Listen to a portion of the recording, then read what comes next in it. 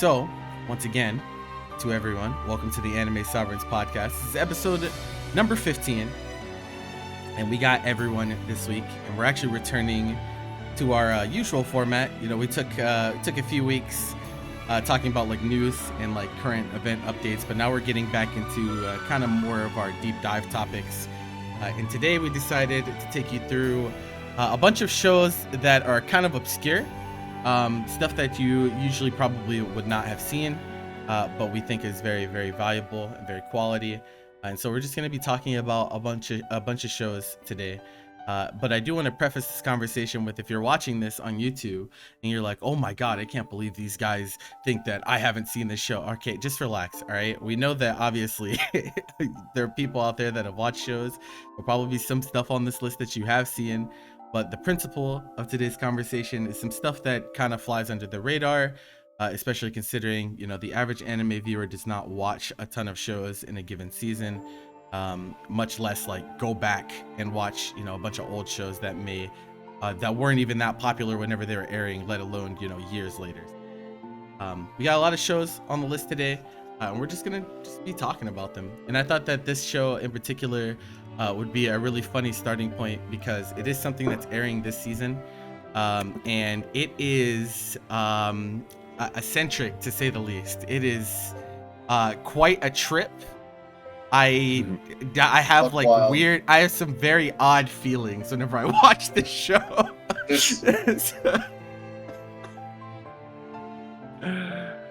This show is so the show that you guys are looking at is Akiba Maid War. Like I said, it's airing this season, and I was kind of blindsided by just how out there this show is in the first place. Because like you read the synopsis and you're like, this seems like it could be interesting. Like you scroll down and you're like, okay, it's PA Works. PA Works has a lot of variance in what they bring to the table. But like, I'm sitting there just thinking like, what is this gonna do to me? And it's also original, so there's like no source material you can check. Right.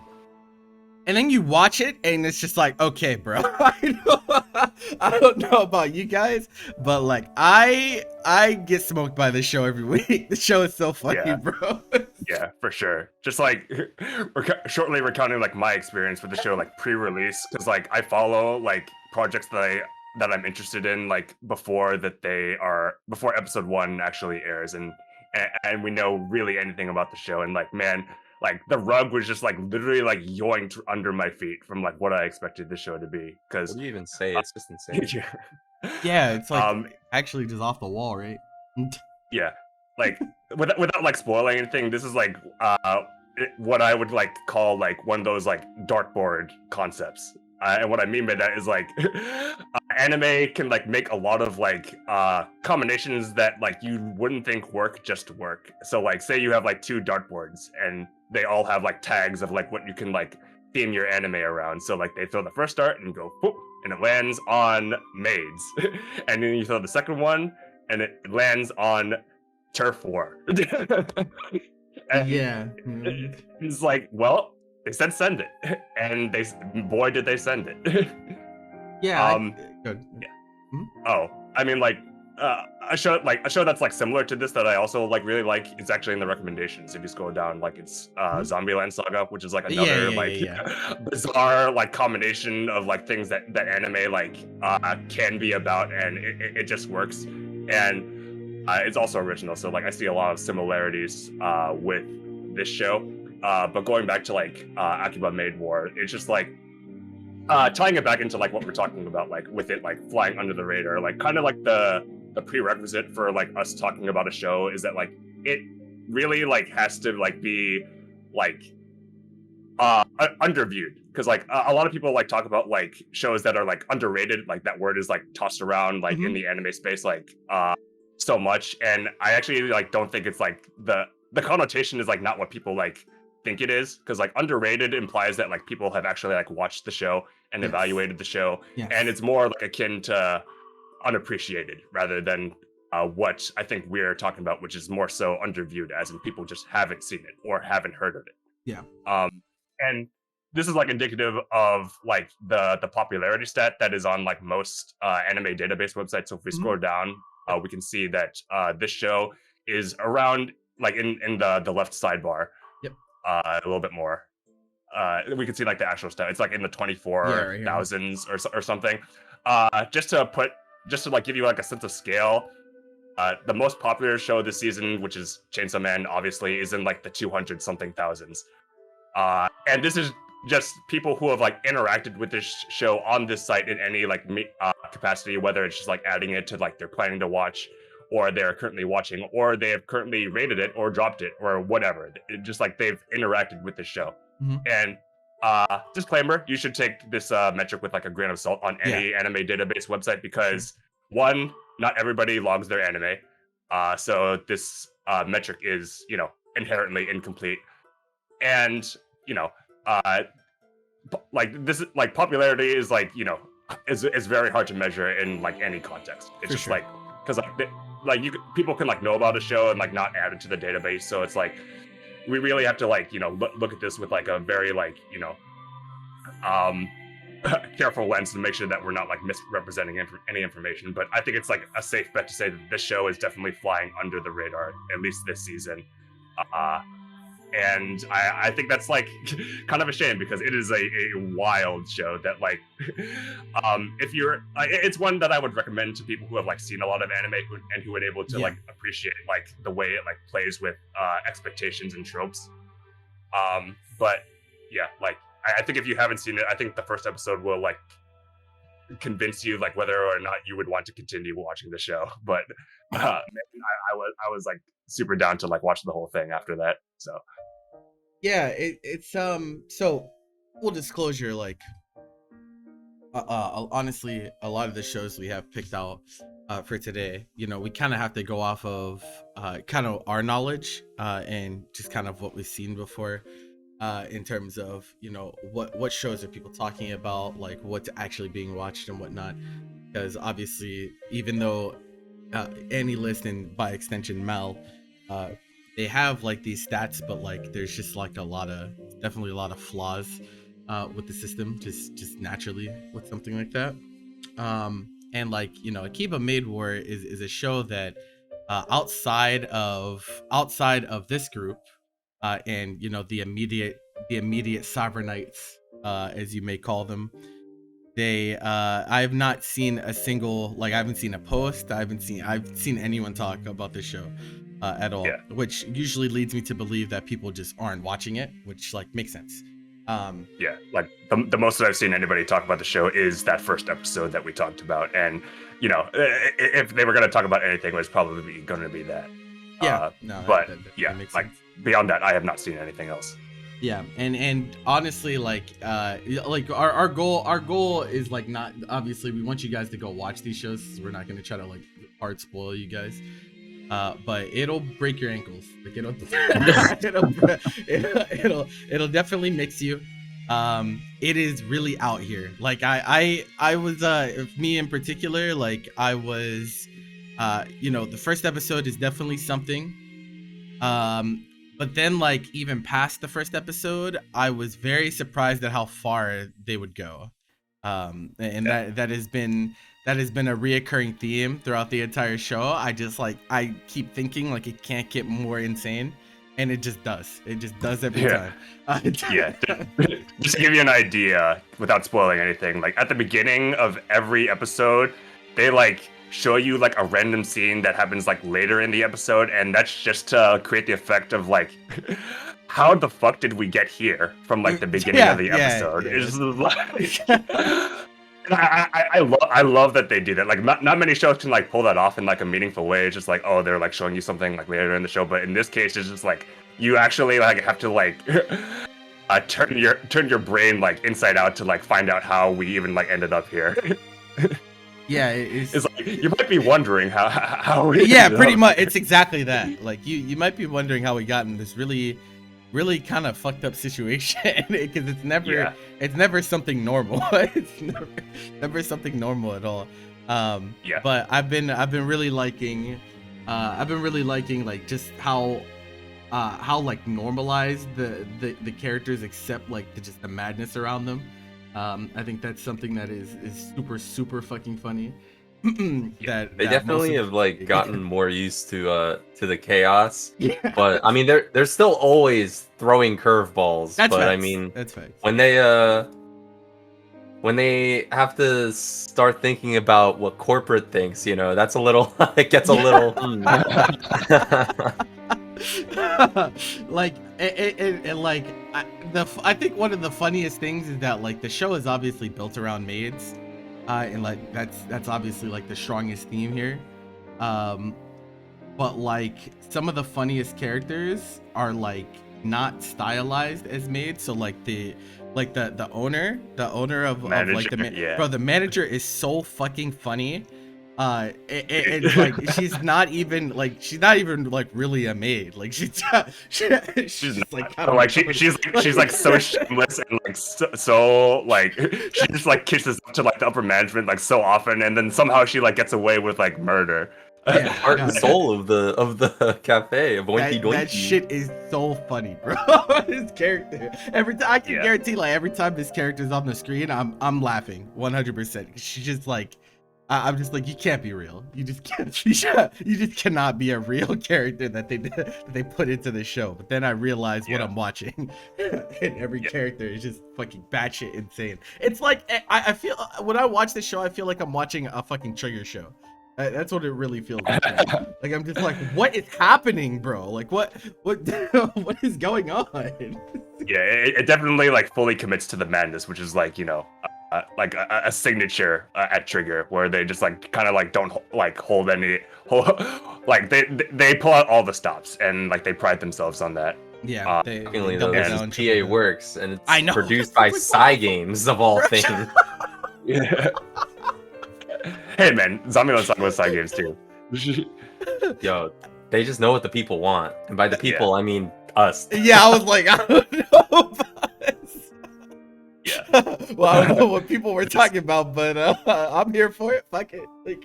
Yeah, I can't really stress enough that like this is like a show and like a concept that can only be done in anime. Like I don't think any other medium can pull off like what this show is doing right now, and I would just like recommend it on like that virtue. Honestly, it's just like this is like such an experience that is like unique to this medium that I can't really recommend it enough. If I know that you're going to like be down for this type of chaos. For sure. It's like the premise is just so, like when you read the premise, I think most people probably look at the key art, they read the premise, and they're like, I don't think I want this in my life. Yeah. You don't know what you want in your life, and you don't know what this show is gonna bring you. These are the facts. Like, it's just, we've already said it. I think like this really shows the value of watching things weekly. Like our capacity, like we are so used to picking up a bunch of shows in any given season and just trying them to see what they'll bring to you. I feel like this is one of those shows that if you don't do that, like you'll easily gloss over it. Like if you're like looking specifically for shows to like binge out all at once, and so you never watch like week to week stuff, you likely probably have not been watching or haven't seen the show yet. Which is like most people. Like most people do not watch a bunch of stuff in weekly format, but this is like one of those things where I tried to give it the 3 episode rule, and I was just like, holy fuck, bro, I can't look away. Yeah, it's kind of a shame with like this show in particular too, because like for some shows it takes a while for you to like really like gauge like what the show is like going to be about, or like what the show is going to bring to the table. But with this one, it's literally like in like the first minute. It drops you in like its craziness, and that's really like all it would take to like convince you whether or not you want to like watch the show. And most people like haven't taken that first step, and like we're here to tell you that you probably should. Yep, that's definitely facts. So if you're looking for something a little different, because it's definitely different, Akiba Maid Wars airing right now. I think it's up to episode 9. Episode 9 currently. So. We're closing in on the end of the season, but it is definitely different. You'll never have seen anything like this for sure. Definitely brings something unique to the table. Okay, so if we're gonna be going in like a roundtable format, let's start with Let's start with Dylan. Dylan, which show do you want to talk about first, brother?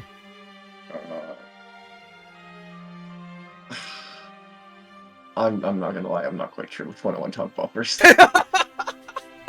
We'll come back to me. Okay.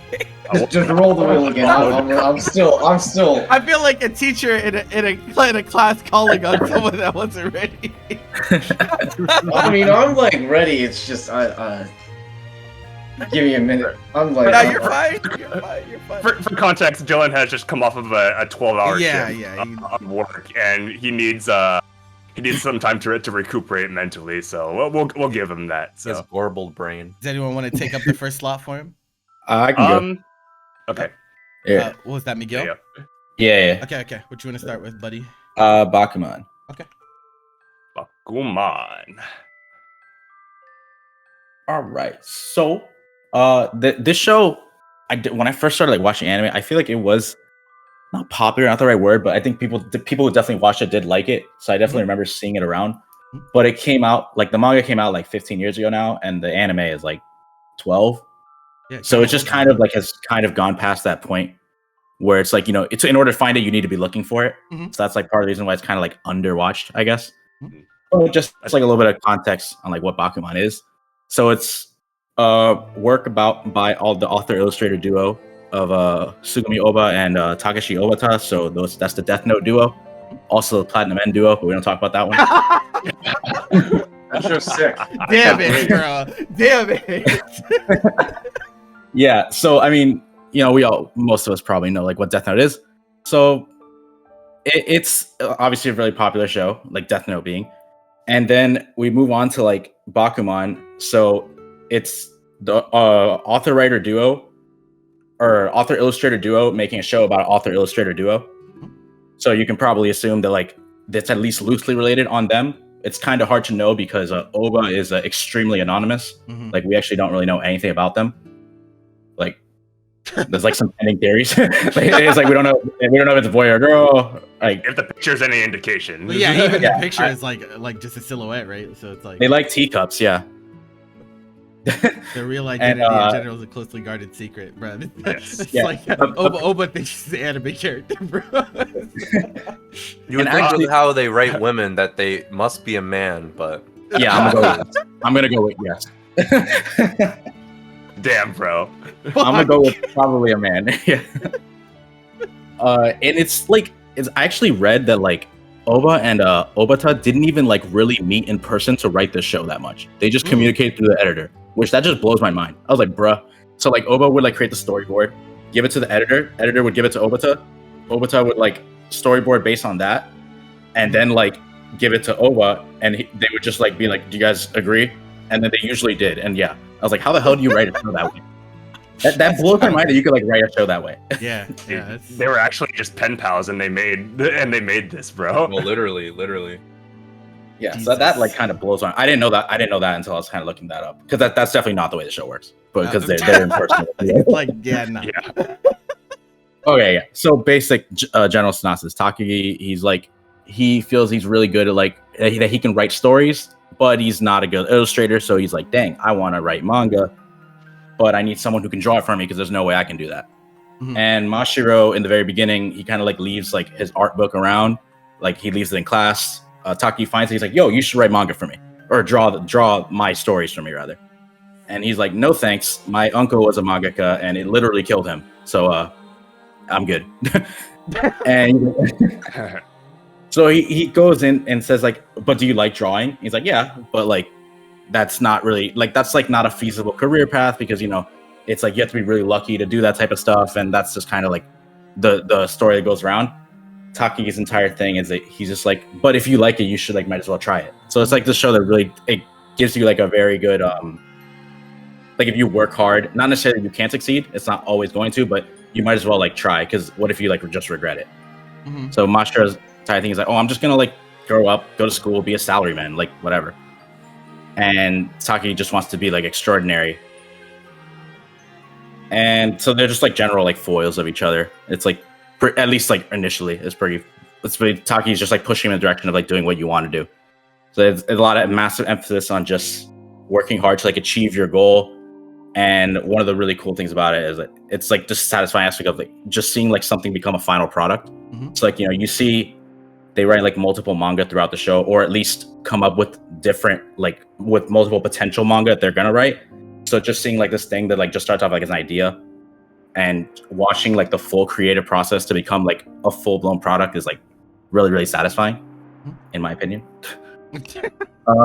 Why isn't it very popular? I mentioned before, like it's just a show that's like it's 12 years ago or something, and the manga was like probably 15.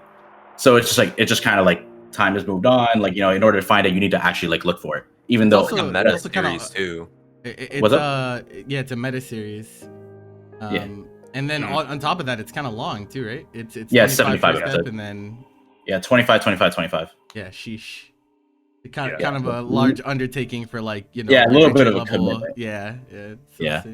Honestly, like I haven't seen the full show. Like I've seen like the first like 13 episodes, but like from what like Bobby and Miguel have like told me, it's like a very like full coming of age story, because like it actually like takes place over the course of several years. Yeah, 10 years.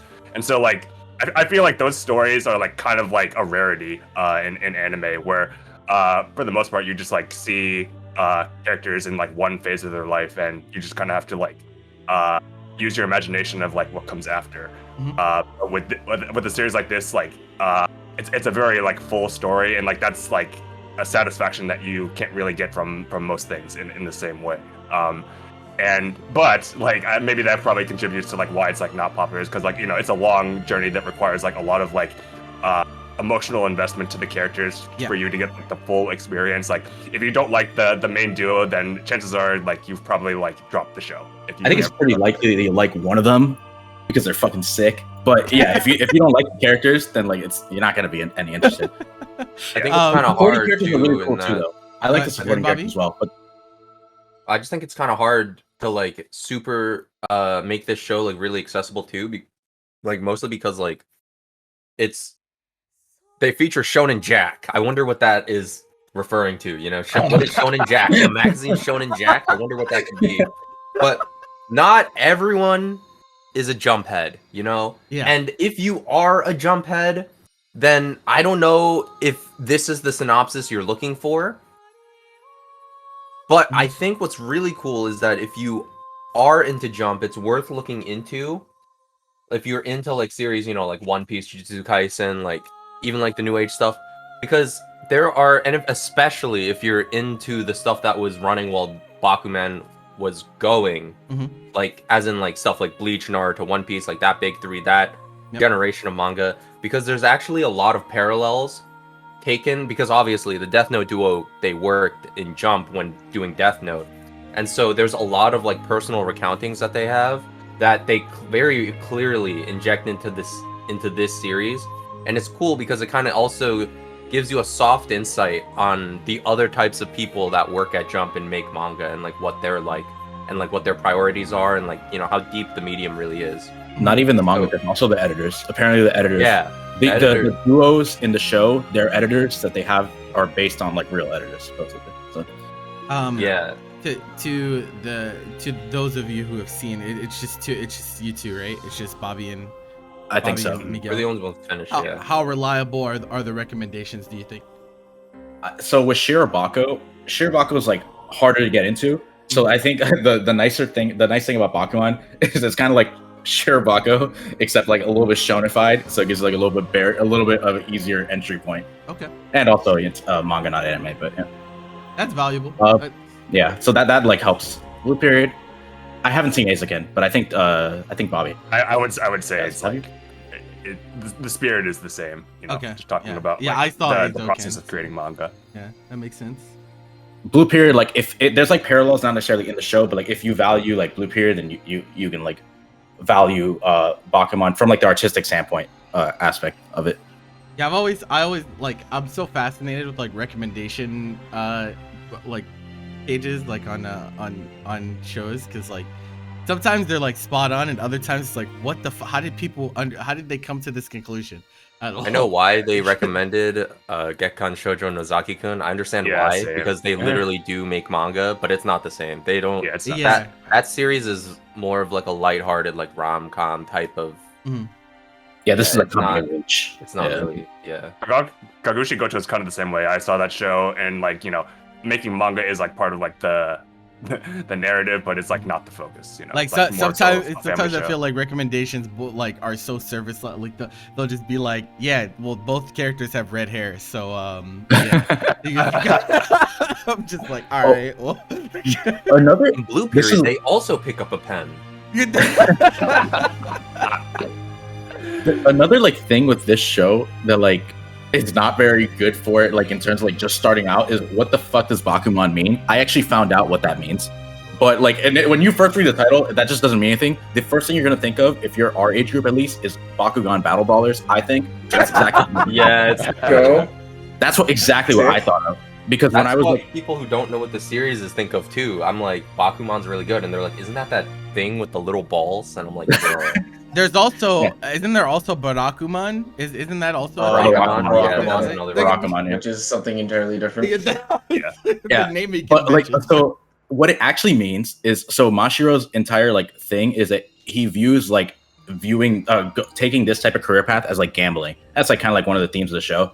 That it's like, oh, you can be really talented, but you also need to be lucky, blah blah. So Bakuchi just means gamble or gambling. So that's what. And the other one is a Baku is a supernatural animal that eats dreams. I was like, oh, cool. Oh. So that's like the meaning behind the show. That's like actually a kind of funny name. I feel like I like it now that I know what it means. But initially, when you see it, like, what the fuck does this mean? And that's not really anything that's going to drive anyone into watching it. I feel that. And in the West, I don't think it's many people's childhood dream to become mangakas. So that initial premise might not like. And the cheesy romance stuff, because this show really good, not the best female characters. Yeah, rated pretty highly by the sovereigns that have seen it, a 9 and a 10. So like that is, if that's any indication, for those of you who might be interested in trying out some of the shows we show you today, starting off strong for sure. I'll inject something as somebody who hasn't like seen the show, but like we mentioned that this is like a meta dive into like a manga, and like this is not to say that like you being interested in creating manga is like a prerequisite to like watching this show. I think that's like very misleading for a lot of things that are also like this.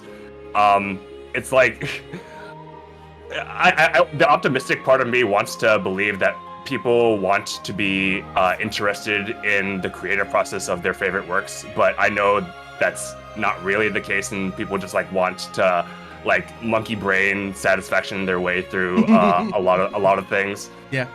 And this is definitely like not a show for like those type of people, but like I want to like earnestly believe that like if you are exposed to something like this, that you like, even if you're not interested in like being a mangaka or like interested in like manga in general, because like this is also an anime, that you would like get something out of the show, because like this is definitely a bucket list show for me. I will eventually watch the show. Yeah. It's just that I need 75 episodes worth of time to Yeah, sit down that's to watch a big thing. Yeah, it's a big thing. Even for us that watch a lot of shows, like that's like kind of why like committing to 75 episodes is kind of hard for us sometimes. It's just backlog just gets bigger and bigger as time goes on. Just gets out of control. Yeah. But yeah, that's just an opinion that I have, is like if like I think like if people who like really like enjoyed the show like probably like stumbled upon it by chance, and like thinking about like what that can do for like people like say like who are interested in like Shonen Jump anime or manga, that if they like somehow like stumble upon that they'll have like a similar experience. And I think that in a way this is kind of like their gateway to like appreciating the things that they enjoy, which makes me like very happy if that's the case. But you gotta watch it and you gotta know what it is. For sure. Another like super cool, like this is like a minor thing, but I appreciate a lot. Super cool thing about it is like a lot of times with these like chasing your dream shows, you just see these characters kind of fucking drop everything. But like the show starts off with them being 14 and they end like literally like 10 years later. Like they still go to school, like high school, and they still go to college. So they're like treating it like it's like this. They're not treating this like a foregone conclusion that it's going to work out. It's like, because the end goal is that they want to create. They don't want to create a manga. They want to create a manga that gets an anime adaptation. That's what they want. And there's like a cheesy romance like aspect to that. I'm not really gonna totally get into, but that is like the reasoning why.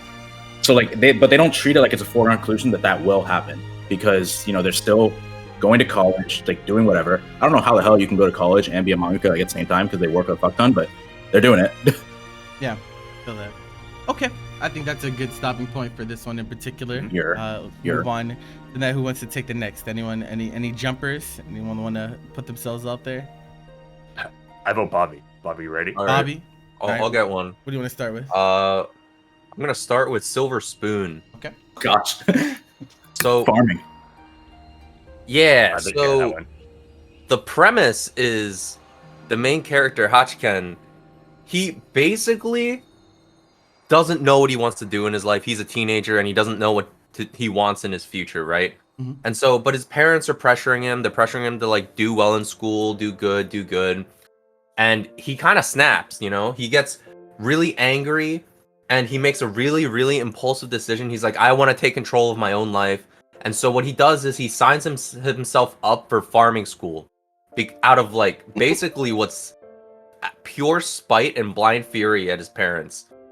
And so he basically doesn't really want to be there, but because he's there, he has to kind of participate, and life away from his parents and being able to garner all these new experiences and like just completely change his life. He starts to gain a really deep and understanding appreciation for the things around him, the people around him, and like the fact that he's essentially like on his own, and he is starting to understand that the fruits of his labor are kind of his own, because a lot of what he did before, being a good student and everything, like he was very smart, he was very intelligent, but he did not do things on his own volition. He did them because his parents wanted him to. And so this is like kind of his personal journey through this farming school of being able to decide like, I want to do this for myself.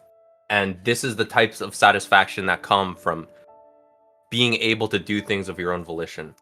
In terms of other things about this series that I think have pretty fine credentials, the author of the manga is quite known for a particular other work. Hiromu Arakawa, she's quite known for Full Metal Alchemist. A little show you might have heard of. Niche. It's a little niche. You might have seen it. Really niche, huh? Yeah. A little niche. Very interesting. This is her other series that I think is incredible, and her narrative ability in FMA is definitely confirmed to not be a fluke based on what I've seen in this series, because the way that it develops its characters and like the relationships between the characters, there's there's drama, there's like excitement, there's like it's fun and it's wholesome, and it can also be dramatic. And so it's this great series that a lot of people overlook because it's about farming. There really is something to be said from like jumping from like one topic and going into like a completely different genre and like nailing that as well. Like you go from like an action kind of adventure series, right? And like Full Metal Alchemist, and this is something like completely different, right? Like like slice of life, kind of like a slower paced, less stakes type of show. And for Bobby to recommend that on top of like, I guess like recommend this, the show, like knowing that the mangaka was like also the writer for like Full Metal Alchemist. I think that just kind of shows like a depth or like a versatility that the mangaka has. Yeah, a lot of range.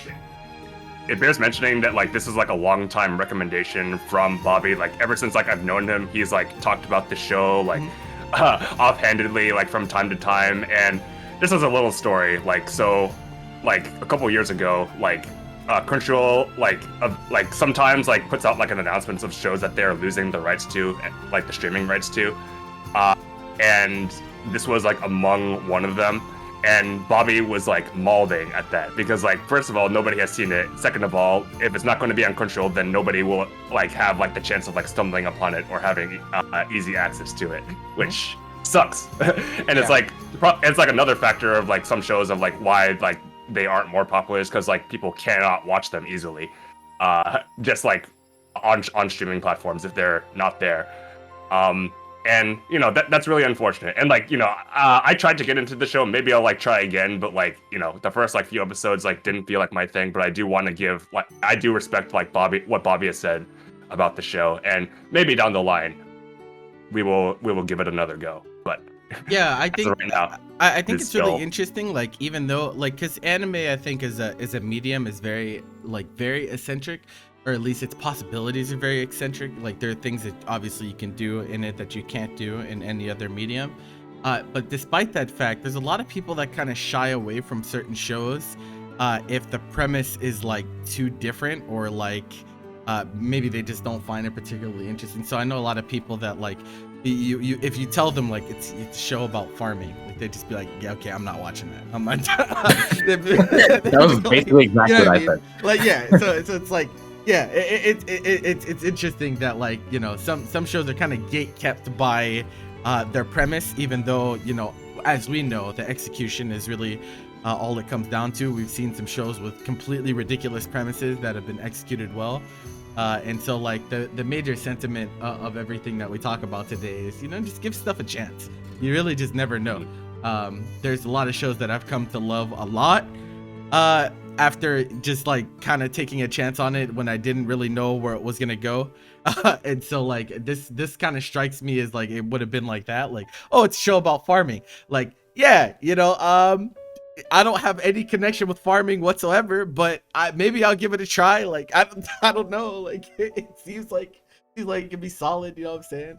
So yeah, it definitely strikes me as one of those. It looks like is this the end of it right here? So Yes. it's 22 total. It's not like the series is not over, but this is the last time that the anime got like adapted. I see. So when you say the series is not over, I mean the manga is finished. Do you mean it's not finished, or? Oh no. Yeah, the manga. I meant the anime series. Oh! It hasn't adapted everything yet, is what you mean? Okay. Yeah. That makes sense then. Let me look at these recommendations. Oh, we were just talking about this show. Oh my god. Yeah. maybe in this podcast once we go on again. It really be like meetings. Oh my god. What studio is this actually? Oh, A1. It's A1. Okay. Yeah. It's kind of old too, like 2013 at this point.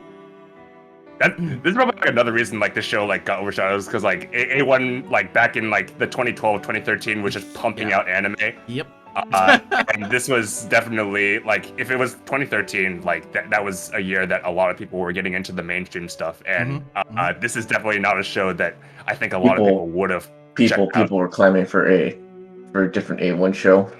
Yeah, for sure. It's like I think that's like actually kind of important, given that if you got into anime with SAO, which obviously is the show that we're talking about, if you got into the medium with SAO, I think for a lot of people it would be kind of like whiplash for them to be like, yeah, I'm watching SAO, which is like very pretty, it's very like actiony, there's a lot of shit going on, and then I'm turning around to watch a farming show like immediately after. Like, I think that would be a hard transition for a lot of people. I feel like you need more time to like get used to the medium and what it has to offer, and then like once you gain that baseline understanding, then usually that's where you see people like seek out different types of shows to try to expand their palettes. But on entry, like usually you're only going to be interested in whatever is like immediately right in front of you, or what people are talking about the most. And so like that's why shows like this I think can fly under a lot of the time, despite its quality. There are a lot of great shows that kind of get glossed over.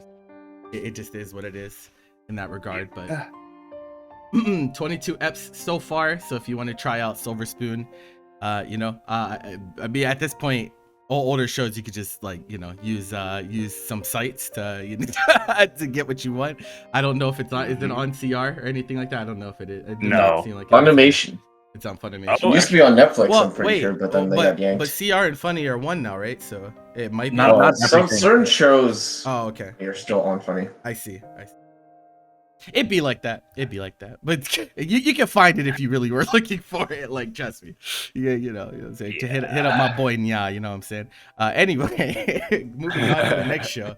Do you want to go next, Jeffrey?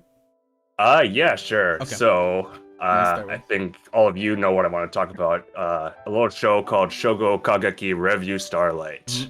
And I have a lot to break down for this, so buckle down. All right. So, if you don't know what this is, I don't blame you, for one. Because a lot of people like have never even like heard of this series. So, Revue Starlight is an original anime series created by Bushiroad, who is known for things like multimedia franchises like Bang Dream and D4DJ and the Love Live mobile game.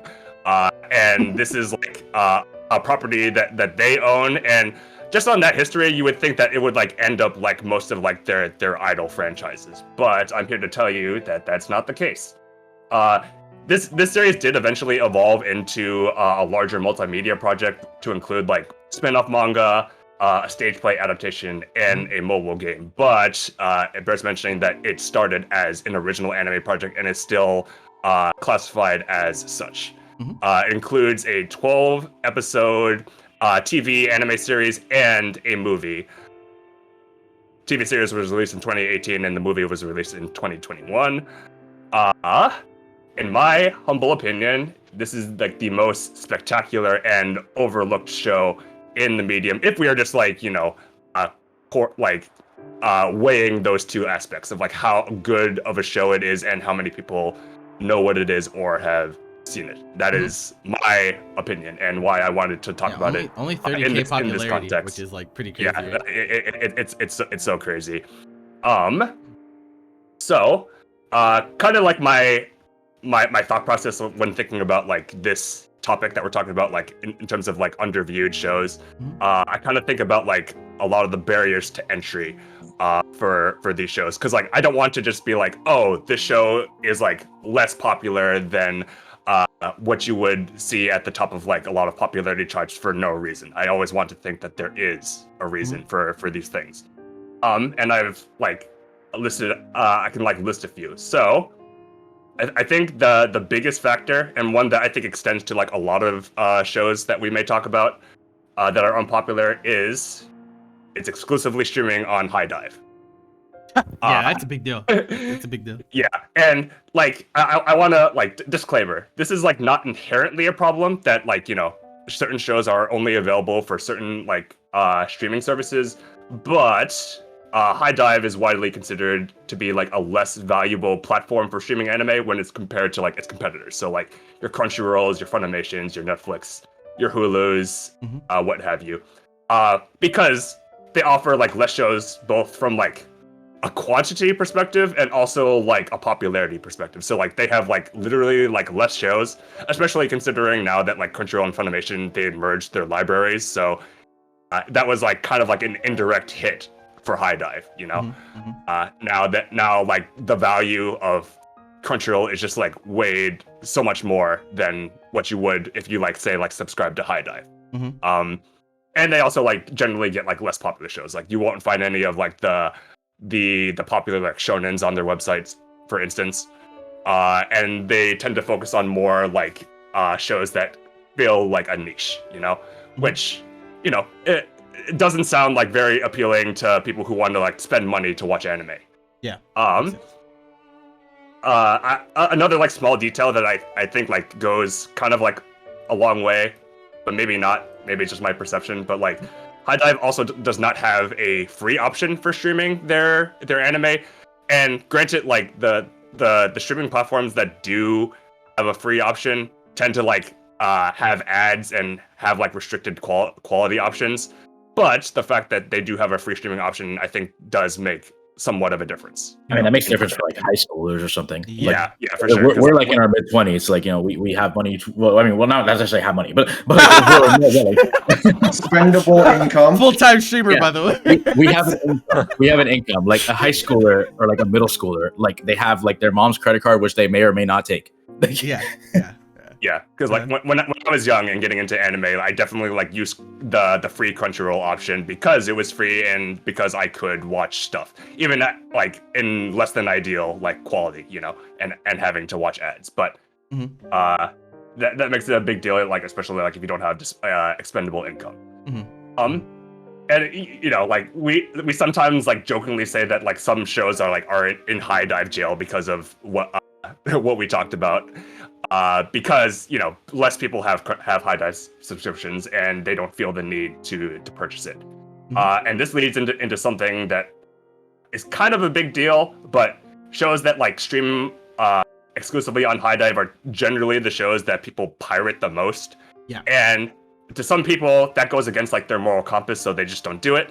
Or even if they like do want to do it, it's like an extra step, albeit like a very like minor one. You just like click a few buttons and suddenly like you have anime. I'm not going to tell you how you do that because we don't promote piracy here on the Anime Sovereigns podcast. But just for the sake of discussion and like anime culture, like people are aware of this. Yes. So like that's the barrier of entry in regards to like the streaming platform that can be extended to a lot of shows, as I've said. The next barrier to entry is on the surface, just from looking at it, it looks like an idol show. You can just like look at the key art, look at how like the character designs, like you can kind of tell that this is like a Bushiroad product. And I'm going to do a very brief dive into like why the idol genre is a fundamentally like flawed genre from like the ones that I've seen, because like not everybody like knows like why like the idol genre is like not very good, so like I kind of wanted to like explore that. So the idol genre is like extremely niche, albeit one that's like pretty sizable, especially like in Japan, but it is a niche nonetheless. But most idol shows like have a reputation of being like very like formulaic when it comes to producing anime. And if you don't like that formula, then chances are you're going to like not vibe with 99% of idol shows. If you are in that 1%, then you're eating, because there's a lot of things to choose from that are executed the same way. And but so some typical things that like are wrong, like I say wrong air quotes, but like things that like I think like kind of deter from the quality of most idol shows is that there's a lack of consideration for like thoughtful writing in a lot of cases, because most idol franchises stem from multimedia projects. So like anime is like not like the main source for like the idol franchise. It's mostly like mobile games and merchandise, and anime projects are kind of seen as a means to sell those things, which means in like from like a creative standpoint, you only need to like achieve like a minimum level of quality in order for it to be successful, and like to some people that's like fine, but to us who like kind of like want to like evaluate what we think is like the best in the medium, like in terms of like how it uniquely like utilizes anime's like storytelling tools, most idol shows are not satisfactory in that regard. And this results in like characters that are like very one-dimensional, and characters that are defined by a few shallow quirks for like the entirety of the series. And while we're at it, the idol franchise is like pretty infamous for using CGI for their performance sequences, which mileage may vary. I'm gonna do you a favor and like not say anything more about that other than they're very unnatural and robotic. And if you've seen anyone, you can probably like tell like what I am like getting at here. Just summing up like everything that I've said is that like most idol franchises can get by like doing like the bare minimum, and their very large niche in Japan will still make it successful financially, but that's not something that like we really like care about, because we care about quality. Two quick points that like aren't really barriers to entry, but I think is like worth mentioning because they relate to like the actual experience when you're watching it. This is the show that I think is like affected by the translation that you watch the most. And what I mean by that is the official translation on High Dive, in my opinion, is less than ideal. The word this is a series that's like very rooted in theater, and so like the language is like, you know, very flowery. It's like very ambitious and very interpretive because it's meant to be like artsy, you know. And the way that the High Dive translation is, like, it's very wordy, like it's very bland, and it lacks the impact that accompanies, like, you know, the brilliant audio visuals. And from a presentation standpoint, it's also like, you know, very crowded. Like the screen real estate is like very messy when considering the subtitles, especially during performance things that also have lyrics. So it's really like not a good experience watching the official thing, which leads people to like turn to like fan translations, which we've already like gone through, like why some people might not want to do that because of piracy reasons.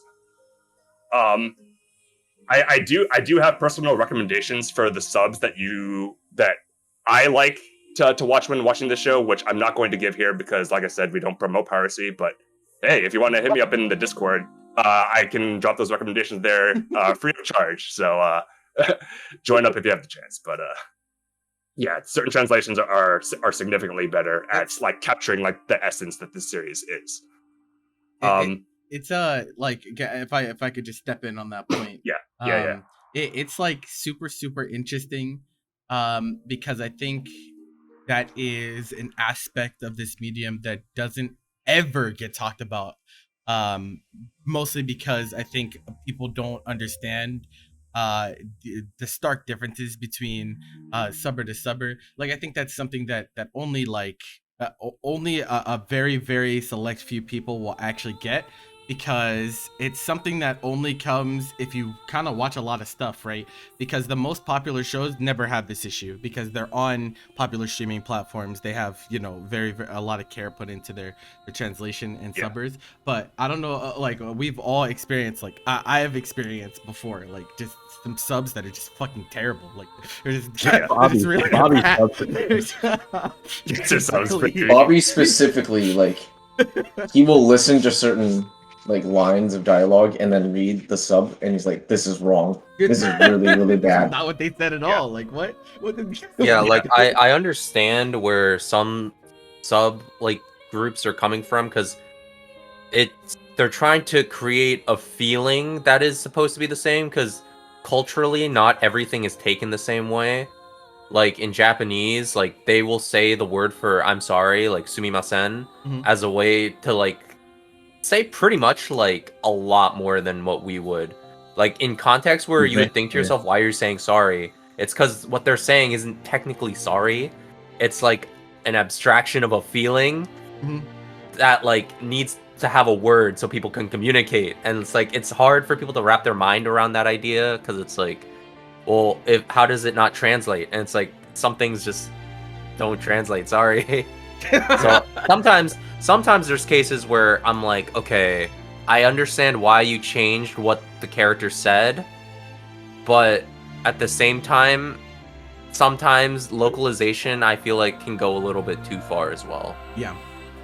I will add, the only reason I noticed that this was an issue was because of my dissatisfaction with the official subs. And what I said, like, it's very bland, lacks impact, and the screen real estate is just incredibly messy from a presentation standpoint. And like that led me to like sample a lot of like fan translations, which also vary very drastically, because like the connotation of some things is actually like it is just straight up different. It's not even like they reworded something or they rephrased something. Like the connotation, like, and like the impressions that you get from certain characters is actually different. And the reason I was like able to like discern like which one I thought was like the best was because of how like good of a job like this series does at like portraying its characters through its audio visuals. So I get an idea of like what the character is, and like what their values are, and like how they carry themselves, and how well I think that the lines that they say match up with that interpretation that I get. And you know, that is a lot of effort that not everybody wants to go through. So like I said, if you want me to recommend subs, hit me up. the last barrier to entry, which I think is it's worth mentioning, is that like this show is like very inspired by other things, like both like real life culture and also like other anime, and I think the experience is enhanced by that knowledge, and not everybody has that going into this show. Mm-hmm. So what I'm talking about is that this show is directly inspired by the Takarazuka Revue, which is an all-female Japanese music theater troupe based in Takarazuka, Japan, that was founded in 1913. So they've been around for 100 years. Mm-hmm.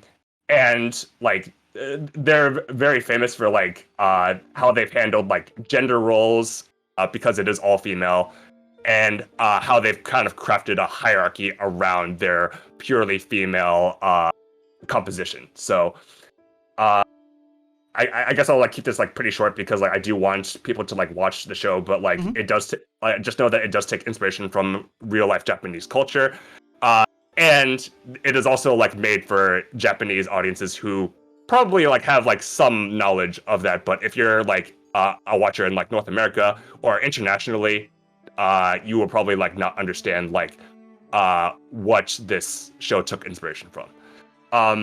It also bears mentioning that the director, Tomohiro Furukawa, is a protege of a very famous director, Bonsoir Ikuhara, who I think we will be talking about later when Dylan gets his chance. But Bonsoir Ikuhara like created things like Revolutionary Girl Utena, which this show takes a lot of inspiration from. And Furukawa trained under Ikuhara when they were working on Mawaru Penguin Drum. So, and Furukawa has cited that Ikuhara as his teacher, and you know, it's where like most of his inspiration comes from, the works that he makes as originals, which includes like Revue, Starlight. Mm-hmm. So those are the barriers to entry. I know that was like really long, and like believe me, like when I was like thinking about like what kept the show from being popular, I kind of like was molding, bro. I'm like, why are there so many things that keep the people from watching this show? It's just like so.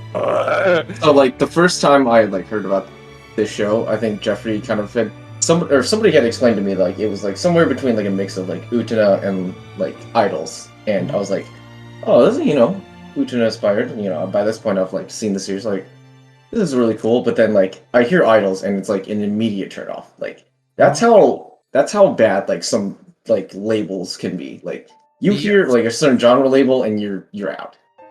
Yeah. Do you guys think that? Do you think idol is the most polarizing genre in anime? I think it may be second to yaoi. Okay. Okay, that's fair. Yeah, but like that's just to like paint a picture that like, man, like if you're like even like in a specific genre, even if you like, you know, transcend like the tropes and like the flaws that people associate with that genre, it just may not be enough to like convince some people. But I'm honestly not even convinced like this is like tangentially related to idols. Like there's like similar ideas, but like the visual performances and all that, like they'll have those, but it's like that's like probably the best relation I can make between those like Revue and like idol shows. Yeah, I'm gonna use that as like a segue into like what I actually want to talk about the show. So like I talked about the barriers to entry, but now I'm actually gonna talk about like the actual experience of the show and like what I think it does right and why I think it's like so like underappreciated, even like by like the people who have seen it, and obviously the people who like don't even like know what the show is, because I do earnestly believe this is like one of like the best experiences that this medium has to offer, period. Keeping like with like it subverts like your expectations if you like think that this is going to be like an idol series, because like I have like a very like strong belief that like the idol genre is like a few creative tweaks away from being an actually good genre on a fundamental level. And like I said, like the main flaws is that like it doesn't really care about character writing, and also they tend to have a lot of characters in their main cast, so like and they will range anywhere from like 9 to like 12 or even more than that. And most shows just don't have the time, the resources, or the care enough to like fully flesh out their entire cast of characters. You know, some might get like more than others. Some might not get any meaningful like development. It's just a hard thing to juggle for any show, not even just like the idol shows in the idol genre.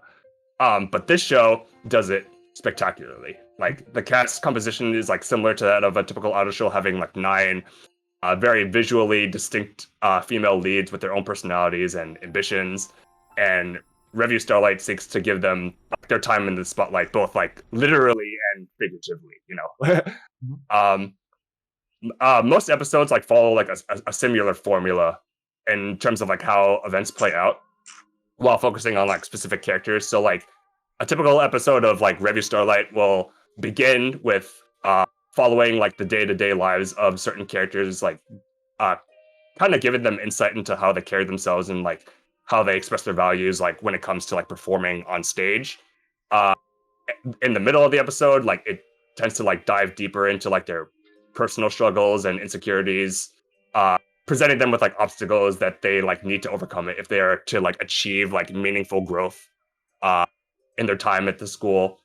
And in the end, it puts on like a stellar stage performance with like elaborate like moving like set pieces, like dazzling like fight choreography, and like impactful like song lyrics, which all like serve to like reflect the compelling like metaphorical battles like within like each of the characters or like between certain characters. And where most shows like if they like try to do that, like most attempts will like fall flat when it comes to like juggling like 9 characters or like even more than that. But like this show like makes clever and efficient use of like every second of each episode to like developing every member of like the ensemble cast, like through more than just like the reviews, but also like intentful like and layered storyboarding throughout like the daily life sections. There are like very like thoughtful character moments and interactions that say a lot about them, and you know, of course, the reviews at the end are like the main draw of anybody who's like watched this show. And I want to stress that like the characters are fantastic. Like they're like well written, both as like as individuals and as like part of like a larger group or like specific pairs. So like every character is like fully realized like by the creators. Like they each like have a plan for them, and like at the time they each get like at least an episode to themselves. You know, and like I think that's really cool. And kind of like a theme in a lot of shows that I hold in very high regard, but like this show is like a great instance of showcasing that growth is like non-linear, as in that there are many ways that you can grow like as a person, and as like in their case like as a stage girl, like there's like growth like through your individual efforts. There's growth that you can only realize like through companionship, and there's like growth that you can only realize through like a group that is like joined together under like a shared passion, which I'm always down for. And because of that, there will always like be a character that the viewer can resonate with. Sometimes, like most often, even like more than one. Just because of like they're very like distinct in how like they see everything, how they carry themselves, and what they value. That it's just like there's something for everybody here, and like I think that's one of the best parts about the show. It's like thematically driven like from beginning to end. Like at its core, like this series is really like about change, and like how difficult and how like frightening it is to like undergo like such drastic change. But this series like uses everything that is like unique to anime in order to like convey that message through all of its characters in unique ways. And it kind of sucks that I don't have like any visual aids when talking about the show, because like I feel like talking about the show with somebody who doesn't have any idea what it is like very difficult without just showing you something from the show. But you're gonna have to like take my word for it. The show is freaking amazing. And I highly recommend watching it if you can get a hold of it and find the best subs for it. Yeah. Which we will offer if you want to come us. You guys will have to take our word on it. Like I assume most people that are watching the podcast, you guys trust in what we have to say and bring to the table. And so like, you know, with this show and with some of the others that we're going to talk about, you're just gonna have to trust us on this one. You're just gonna have to trust us. If you think it's gonna be like not your thing because it's idols, I don't care. I do not. I'm like I said, I don't even think you can apply idol to like sure they'll do on like the stage surface it performances. looks like like that. I could see why It would be looks like it, off-putting. Yeah. but like you'll watch like the first episode and then you will completely understand why I don't think you could like even try to remotely label it as like idol. That's good. And it's also by a goated studio. Also by a goated studio. Citrus, Kinema is fucking insane. But all their stuff always is on high dive. Kinema stuff is always on high dive. They gotta have like some sort of exclusive deal or something. I don't know. It really just be like that, but yeah, definitely make sure to check out Revue Starlight and the movie. The movie is canon continuation, right? So definitely you need to watch both. And yeah, I mean it's like one of those super high averages. I'm the only sovereign that hasn't watched it yet. It's my first thing on my backlog. I just haven't gotten around to it yet. But you guys can look at the scores. Like this is very high praise from us as a group. So definitely make sure to check it out. The movie imposed on the movie somehow managed to top that. After I watched the movie, I was like, guys, you need to watch it. Like I was holding back on like talking about the show for a long time because of like the things that people tend to like think that they're not going to like about it. I'm like, no more. He's like, I can't wait no longer. The songs really are bangers. There you go. Oh yeah, that was literally at the top of your Spotify Wrapped. What wasn't it, Dylan? Two of the top songs were the songs. Like 7 of my top 10 songs were the movie songs. I'm just like, bro. Like these inserts, they're crazy. Mm-hmm. And they say like honestly, like if I'm just even like listening to like one of those songs, like I'm like transported like to the actual like Revue, bro. It's like that powerful. Like they each like the songs tell a complete story like on their own. It's just like it's phenomenal. There's a lot of and why it's important to like have the right subs is because there's a lot of like storytelling. I don't want to say storytelling, but like a lot of like your character development like within those songs. Like yes, oftentimes it's like a mouthpiece for like the character's inner thoughts a lot of the times. Yeah. And so it's like part of the reason why they're so bangers because like the lyrics are like crafted really well. It's really crazy. It means something. It's really crazy because when you're watching the reviews, you like feel like you have to watch each review multiple times because you have to look at a different place. you could like spend your time looking at the character, like the characters like doing their performance. You could like look at the song lyrics because obviously we don't speak Japanese, so like we need to read the lyrics. Or you can just like look at like any like background. It's like there's like so much like little detail in all the review performances that you literally can't look at it all at once. It's like incredibly. It's incredibly layered. Like, this is something you would definitely want to watch like multiple times. Yeah, and like that's why like I like strongly believe this is like one of like the best like experiences in this media is because of like how layered like it is and literally everything it does. Like every minute detail that you can like discern is like meant to like say something about the characters and their situation and like their like internal battles like as much as like. One of the things that anime like does like so well, and like I would arguably say like it does it better than any other medium that I have experienced is that like the way it like externalizes conflicts that are either largely or like entirely like internal, which is so cool to me. It just like it's like a different like type of like connection that you have with the characters that just goes beyond like anything you could like say at a surface level. And it's just like and it's like it's very interpretive at the end of the day. Like art in and of itself is interpretive, but like especially with a series like this, like you can glean a lot of different things like depending on like who you ask, and they're all like valid interpretations. Like this show itself like makes an effort to like say that the interpretations from the audience who is like observing like the show are important, and like that was like a really like like shocking moment to me that like, oh man, like they're acknowledging me and like what I have to think about the show because I'm watching it and I'm one of the few people who decided to like discover this show. I'm like, dude, that's OD. I feel that. Okay. But yeah. Moving on to our next member, Dylan. Dylan, are you ready? Have you been given sufficient time, brother?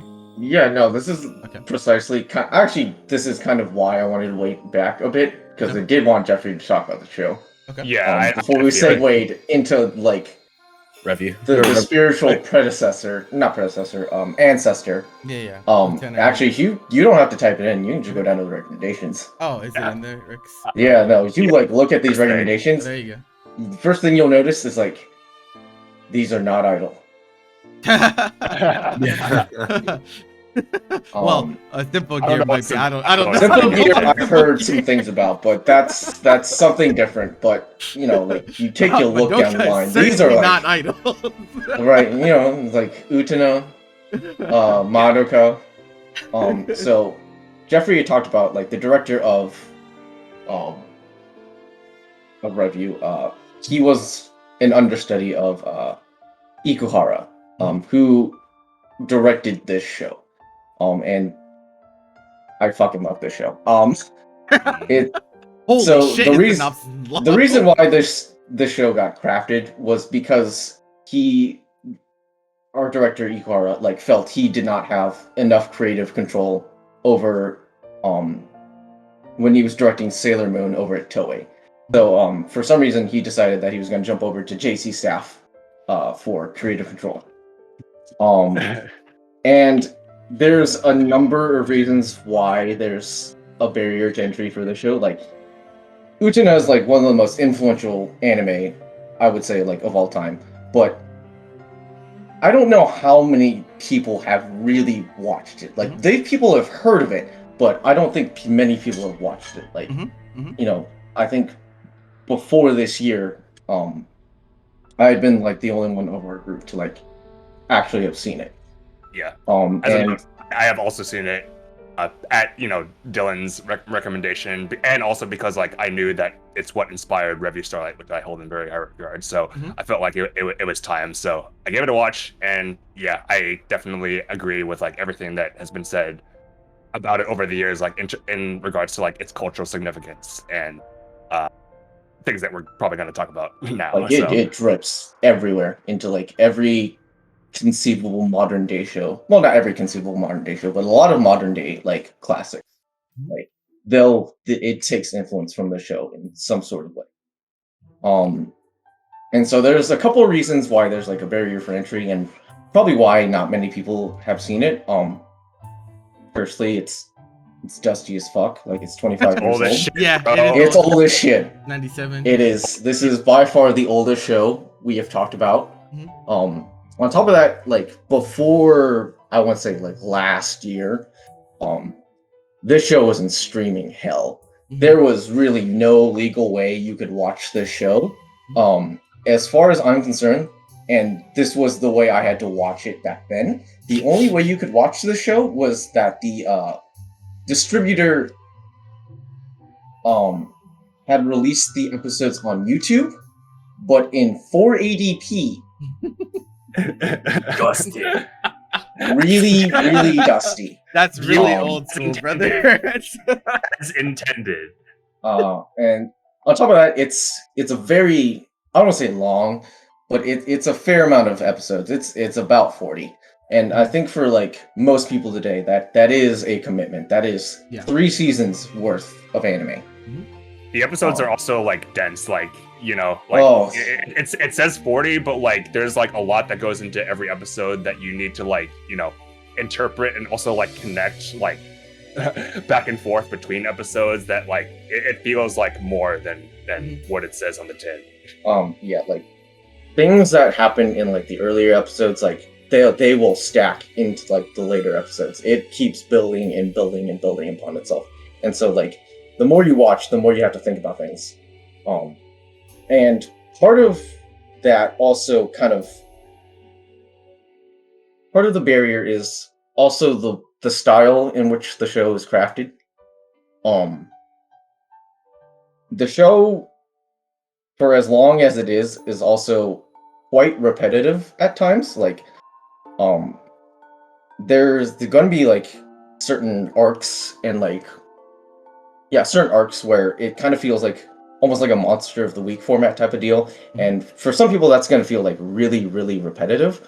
But it really does lay on some of like, it really does lay down like some of the themes of the show really, really well, and really kind of drills it into your head that like this is why things are the way they are.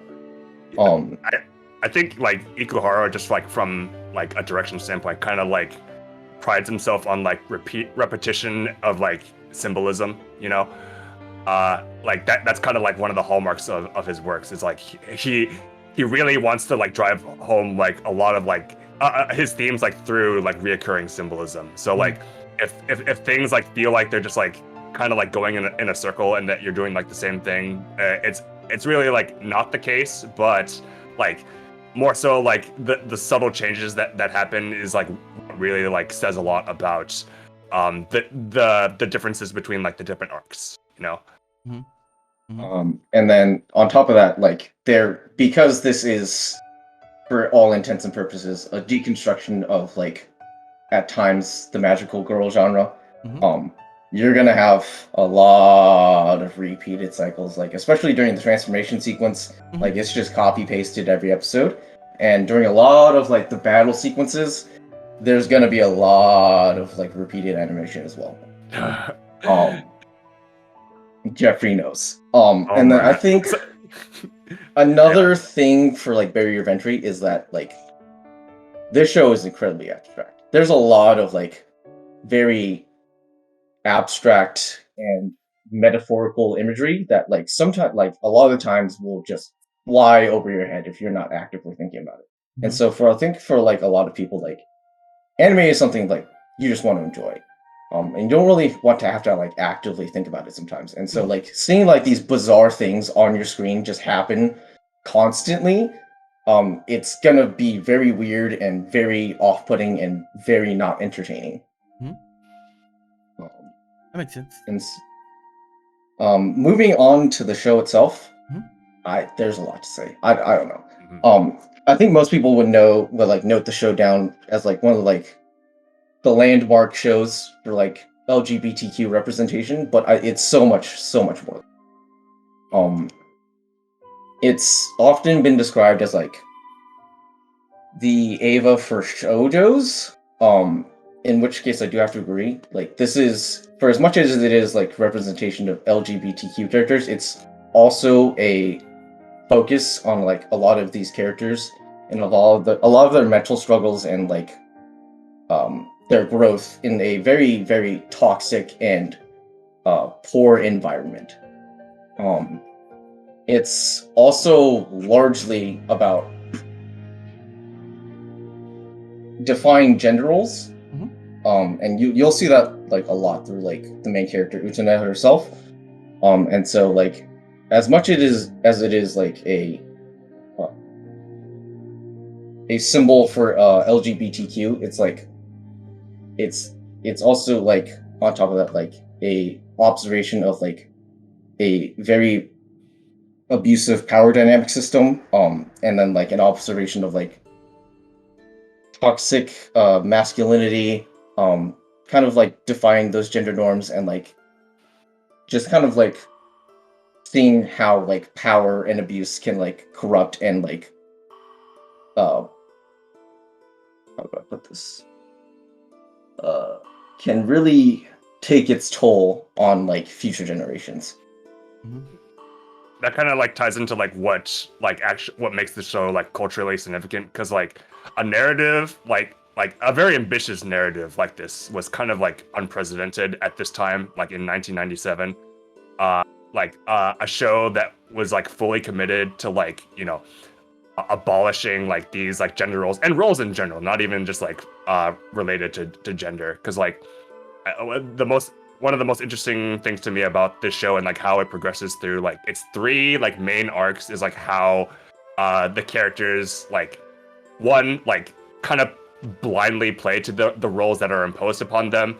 then they like kind of like realize like how like that playing to these roles is like really like not what they want to do. It's like very not fulfilling, and like Dylan said, it's very toxic. And then it kind of concludes with them like breaking free of these roles and like living to their own values and like realizing what those values are. It's a very like cool progression for the narrative, and like I can't stress enough that this was like unprecedented. Like obviously I wasn't around back then because this show is literally older than me. But like viewing it like so many years later and like seeing things that it has like directly inspired, like just to like list a few, like we talked about Revue Starlight like just moments ago, but also like if you're watching like the new Gundam series this season, which from Mercury, that show takes direct inspiration from this, and it's very like blatant in a good way, not in a bad way. It was very clear that it was inspired by the themes present in this show, like regarding like the toxic environment, the imposed roles on young people, like from like the older generations, and kind of like recognizing that you're in a role that you do not want to play and breaking free of those. So it's a very powerful message, like when you think about like the state of the world, like not even back then, but also like now when we kind of like play into the expectations that are imposed on us, either like by society or by family or by like culture, and it's a show like about it's very like introspective, like what do you value, and like are you in a healthy place right now? If you're not, then you have to like fight for what you believe is the best for yourself. It's as much about like deciding what's best for you as it is like also like trying to figure who you are as well, because like a lot of these characters are like lost at times. They are mentally afflicted in some sort of way, and it shows a lot. And so for them to like, where am I going? There's so many things to talk about. It's like we go there, overload. Everywhere. We can like mention like some of like the specific like imagery that the show has to offer, because like the things that like stand out to me in like my mind, because like I've only seen it once, and that was like a couple months ago. But there's like a lot of like like caged imagery in the show, which is kind of like to say that like certain characters like kind of like resign themselves to like these roles forced upon them, and they are like literally like trapped within these confines. But then there are like some who like come to free them, or like kind of like invade their personal space in an effort to make them like realize their own self-worth and such. And also like the clothes that they wear, because like if you just like look at Utena as a character, like she's like very like tomboyish. Like the school that she attends like has like a designated like female uniform, but she chooses to wear the male uniform because she thinks it suits her better.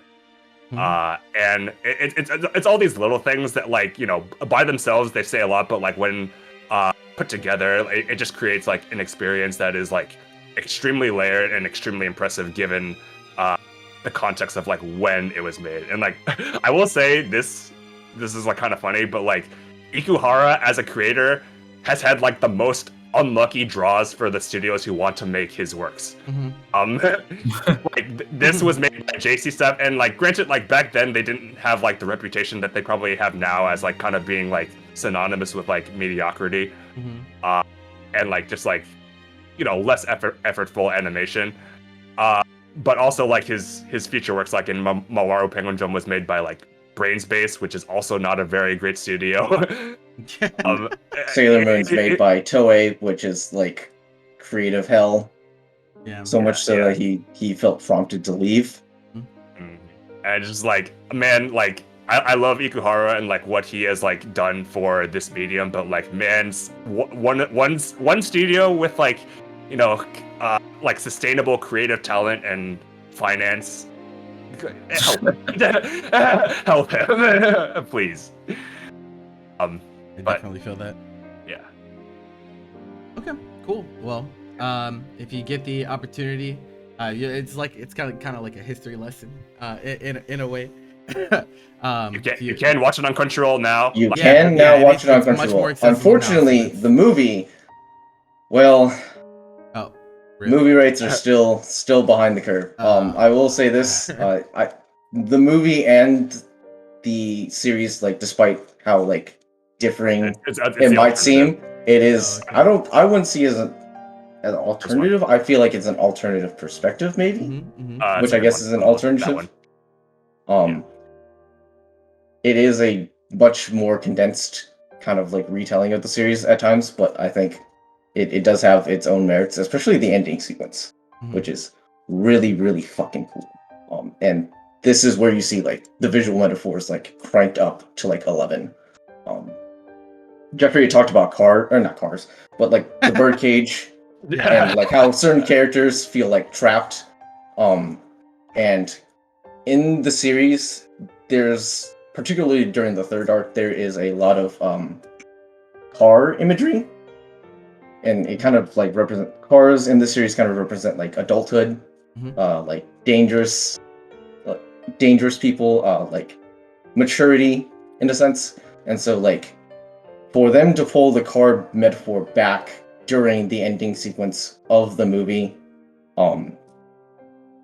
is just like a really good top off to the series. Nice cap on the series, like coming like full circle, not full circle, but like kind of like it's that reoccurring symbolism again, where like in the series like it meant this, but like now that it's applied to this finale and the characters that we've like that we've like followed through on this like journey, it's just like it's so nice, and I wish that more people like I said, like this, like, and like Utena as a series, like kind of like falls under like the category of like people know what it is, people just haven't seen it, and also it's like kind of one of those things that's lost to time and will only continue to do so as time progresses. And like that's a show that's worth talking about, like in this context of like popularity, you know, and things that people like haven't seen, because like I'm sure like some people like say that they want to like see the series, but you know they don't take that first step. And that's a relatable like, you know, sentiment, but you know, we're here to tell you, you got to do it. Come on. Don't be afraid. There's like so much I want to talk about, like, but that like goes like diving into like specific scenes and like specific spoiler scenes that it's just like impossible to talk about without like I feel that ruining it. Like, well, Hey man, giving away everything, brother. We're not here to ruin anyone's first experience. Yeah, you know? exactly. I will say like the main two characters are banger in completely different ways. The more like that's revealed about them throughout the series, like the more depth they gain, obviously, but it's just like really cool to see them like stack and stack and stack on top of the characters. The sides are pretty good too. The what? Yeah. The side characters. Oh, the side characters. Okay. Yeah. They all get like fleshed out in their own right as well, and it's. We love to hear that around here. The last thing I'll mention, Utena created this pose that you see in the key art. Like if you've seen like this pose of like, you know, two characters like kind of like in this like yin and yang. Oh, it's in the opening. It's in the opening. It's in the opening. And like it's everywhere. If you've seen Revue Starlight, it's in there too. If you've seen the new Gundam series, like this is literally in the opening. I'm just like, if you've seen Naruto, it's there too. Yeah. Uchuu invented this, so and okay, and so like I'm gonna use that as the segue to talk about my first show that I'd like to put out there, because I think this is definitely loosely related. So I'm gonna talk to you guys about Flip Flappers. Hey. Which is look at that. Yeah, like you could very clearly see like how these two could be intertwined in some way. And so Flip Flappers, a very, very eccentric show. And there's a lot of reasons that I think most people will not have seen it. The first being the time that it came out. It came out in 2016. In 2016, like the way that I like to think about anime is that it kind of has like cultural waves, where like certain key shows bring a lot of new people and a lot of new members into the community or into the medium and get them interested in the medium. 2016 had a lot of very, very culturally relevant shows in terms of the medium. So like, just to name a few, My Hero Anime was in 2016, Erased, Mob Psycho, ReZero, Konosuba, right? Think about that. That's a lot. That's a lot in 1 year. And so like there's definitely hard contenders when we talk about, you know, this show amongst its peers. You know, it's 50th most popular in 2016, which is not very high up, considering that most people only probably watch a handful of shows in a given year in general. So that's definitely a really big deal. It also is from Studio 3 Hertz, which like hasn't done much at all. Like if you look at their page here, they have not done very much, especially prior to Flip Flappers. They've just done some stuff here and there. But I would argue that Flip Flappers is like really like the most like the only show that like exceeds a certain level of quality that they've done. I mean, that's fair. That's totally fair. I don't blame you for that thought at all. So like, you know, and as much as we'd like to believe that, you know, a studio that puts out a show doesn't have much impact on people watching it, we know that to not be true. Especially when it comes to some of the more notable ones. Like I know tons of people who don't watch a ton of anime that will still watch anything that Madhouse puts out, or anything that like Bones or something puts. So just because they're just associated with their favorite shows, so they automatically think all the shows from that studio are going to be good. We also know that's not necessarily true, except for a very select few studios, but it just is how it is. You know, you got to think about like the baseline understanding that a lot of people bring to the table when we talk about accessibility. It's also a high dive show, as we talked about earlier. As we talk about time and time again, it is also a high dive show. And like I will give credit where credit is due. High dive nowadays has gotten way more shows. Like they have a lot of shows now. Like they get they're way definitely more investing than they money used to. into getting stuff. And so like I definitely like commend them for that. But like in 2016, your show was on High Dive. It was not getting watched. I promise you, it's not getting watched. Your show was on High Dive back then. It just wasn't. I didn't even know High Dive existed till like last.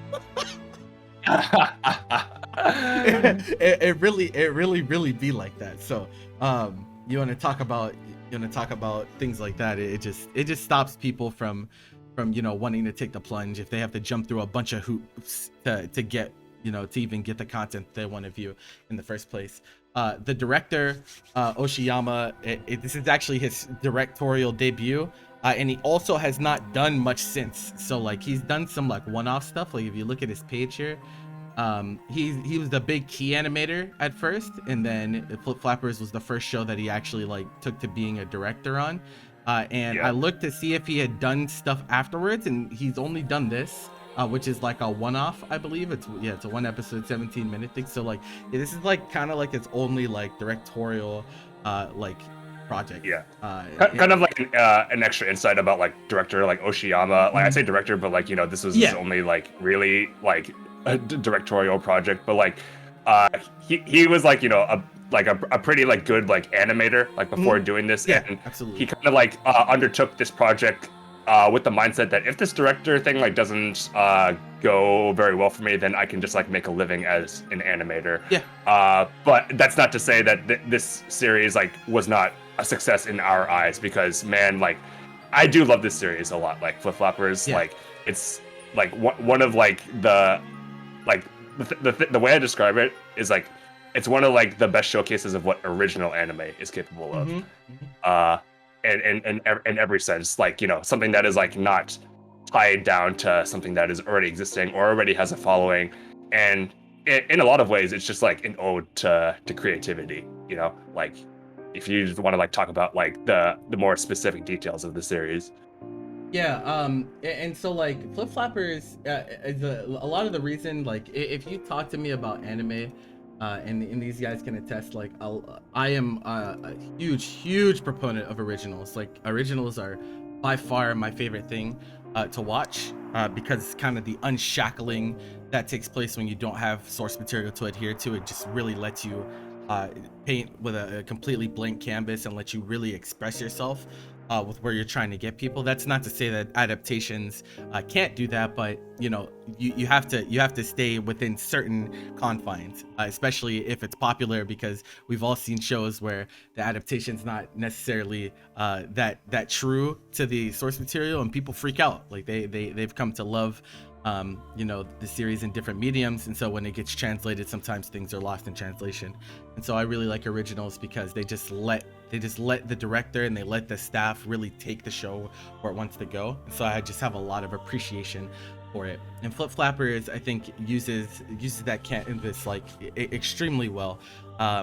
We talked about Utena kind of paving the way for a lot of shows that speak about gender norms and dynamics and whatnot. This show definitely does a lot of that. I think the most striking thing about the show is that it's extremely colorful. Like it's almost like to the point where I think some people would have like sensory overload when they watch the show, because it is so incredibly colorful. It's insane. It's very bright. And it's very expressive in that regard. Like even if you just look at the key art here, like there's a lot of really, really cool color things going on with the subliminal messaging. And a lot of people would look at key animation like this, or key art like this, and be like, no, I'm not watching that. That looks too well. I think so. I will speak on this like very, very briefly. But with the past 3 shows that we talked about, Utena, Revue, Starlight, and this show, right? It kind of illustrates kind of an aversion that people have in a regard when it comes to anime. What do I mean by that? I mean, a lot of people getting into anime start with the most popular, battle shonen shows. They're just the most popular. And so that usually includes people fighting and violence, very gritty, very masculine, right? This show is like not masculine at all. It's very feminine. And that's fine, but a lot of people like don't feel comfortable with taking the plunge into a show that looks like it was quote unquote made for girls. The message behind everything that they're doing isn't directed towards a certain gender or anything like that, but I feel like a lot of people still kind of are shy away from shows like this because they don't feel like it's made for them. And that's just not true. It's a very, very profound show. It says a lot of things with action.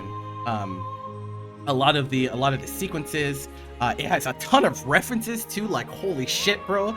It's like actually insane how much reference there is.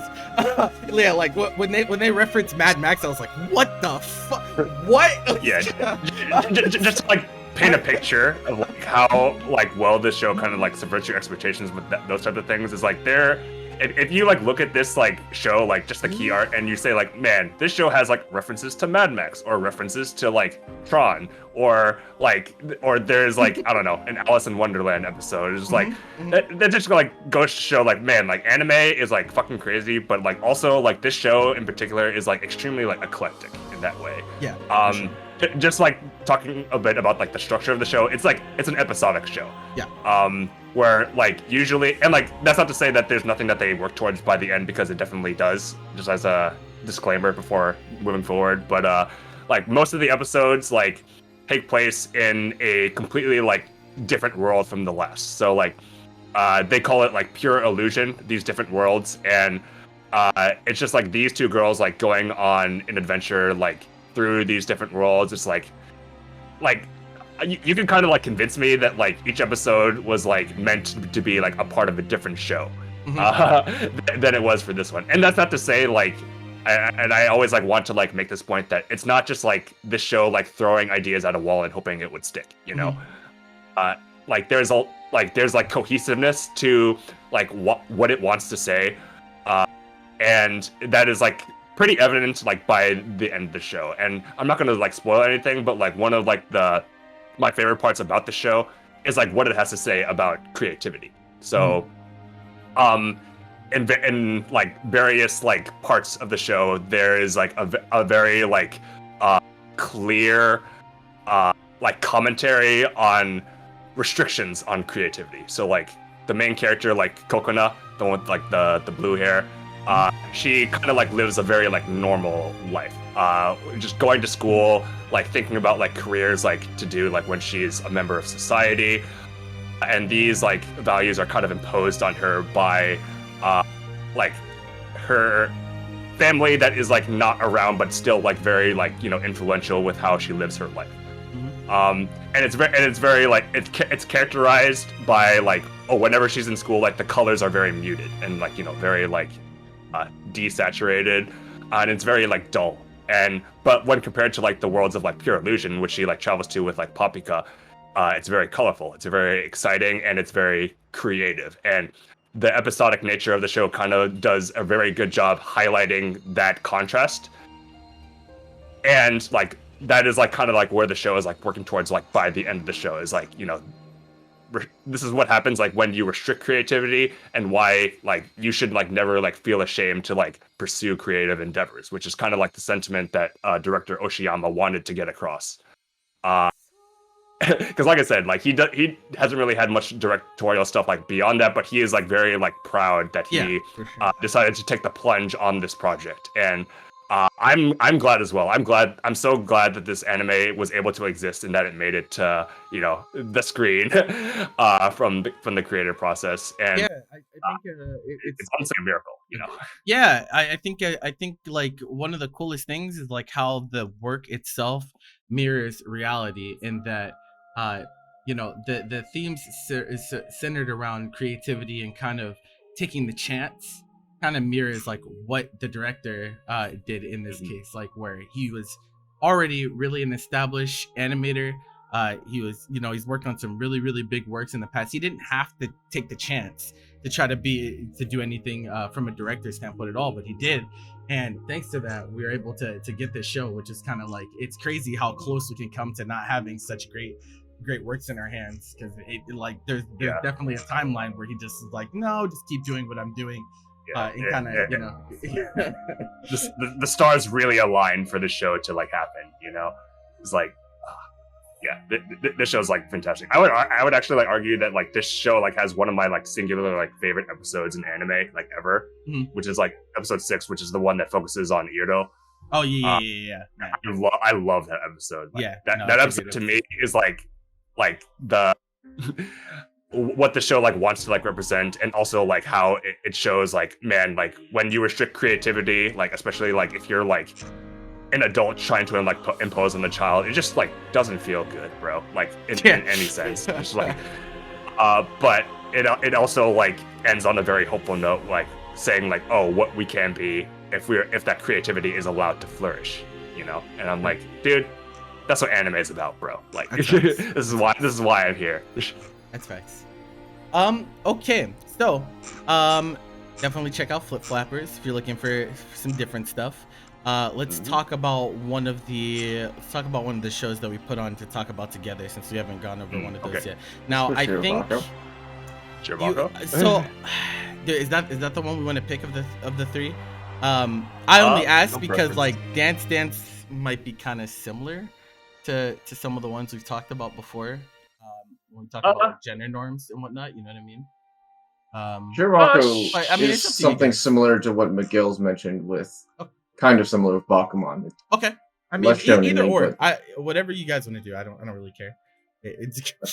Just pick one. I would talk about SHIROBAKO. I would talk about SHIROBAKO. Okay. Yeah, SHIROBAKO's fine. Okay. Because I think, I mean, we have talked about Dance like extensively. Yeah, that's true. To a point. Yeah. Like during the summer podcast. So I think it's time for SHIROBAKO. Okay. Where do we begin, man? I'll begin with saying that this show is not available anywhere, and it's very sad. Wait, no, hold on. Hi, Dive, wait a minute. Wait, is it really? I'm gonna maul. Is it actually High Dive? Click on the Funimation link. It gets worse. Click on the Funimation link. It's not available. It says like, it's available in your country. No, it's not there. Yep. Where do I have to go? So just okay. So little preface before like we talk about SHIROBAKO. It used to be on Crunchyroll, and then it was like part of like one of those like licensing things that Crunchyroll said like, oh, we lost the rights to stream the show, so now it was like put on Funimation, and now Funimation doesn't even have it. I'm just like, dude, where is this show? High Dive, and then High Dive said, we're losing it. Very cool. Where is it, bro? Where can I watch this show? So that's definitely bro? one of the reasons why no one's gonna watch it Yeah, anymore. that's Oh, I right. found it. It's on iTunes. I'm gonna kill somebody. Oh my god. Anyways, Anyway, this is an anime about making anime. Yeah, it's a Yes. meta show. Sick. Yes. It's also original, which okay. So PA Works in particular, like their originals are like some of them are like godlike, and some of them are just like, what were they doing? This is definitely closer to the godlike yeah. end, like, I have been 100%. mixed by PA Works before. Yeah, 100%. I think in general, like if it's like an original work made in tandem with Jun Maeda, that's a pretty good sign to avoid it. Not June, bro. Damn it, June made. I've never seen a man fumble scenarios more than he does. They always Alright. start great, and then something happens. Just something happens. Just fumble it all. we're not here to talk about Jun Maeda. We're here to talk about. No, But, we can do a whole Shirobako. episode on June Maeda if we wanted to, bro. Of like the PA Works originals, Mhm. this is like probably the biggest banger out of all of them. It is the best. Honestly, It like is. I would feel confident saying this is the best thing that PA Works has done. Period. And yeah. to some people that might seem like surprising because I know like things like Angel Beats are popular, and a lot of people have seen them, and like we talked about during Bakuman that like kind of meta dives don't have like that popularity, but also like, you know, if you're not somebody who's like interested in the way that anime like comes to life in the creative process, like then they would think that they wouldn't be interested in this show. But Yeah. we're to tell you, you're wrong. I will say that much. I love this show, and everybody else here like also kind of like mirror that sentiment. That man, where do we begin? There's so much, right? It's just like there's so much to it that I think makes. I would so say that valuable. like just starting off with like it's incredibly massive cast. Yeah, it is So, like, really large. This like takes place like pretty much like with multiple anime studios really, because sometimes Holy it's a little bit of characters. switching. But like, Well, we're talking about like the cast of I characters. meant the cast Yeah, I know, characters. I know, There's a lot of people. I was characters looking is- to see how large the staff was because There's a lot. There's like There's a 5 whole main lot of characters, but characters. for a majority of the series, we are following like characters in a It just keeps single going. studio, and maybe some like independent like animators and stuff like that.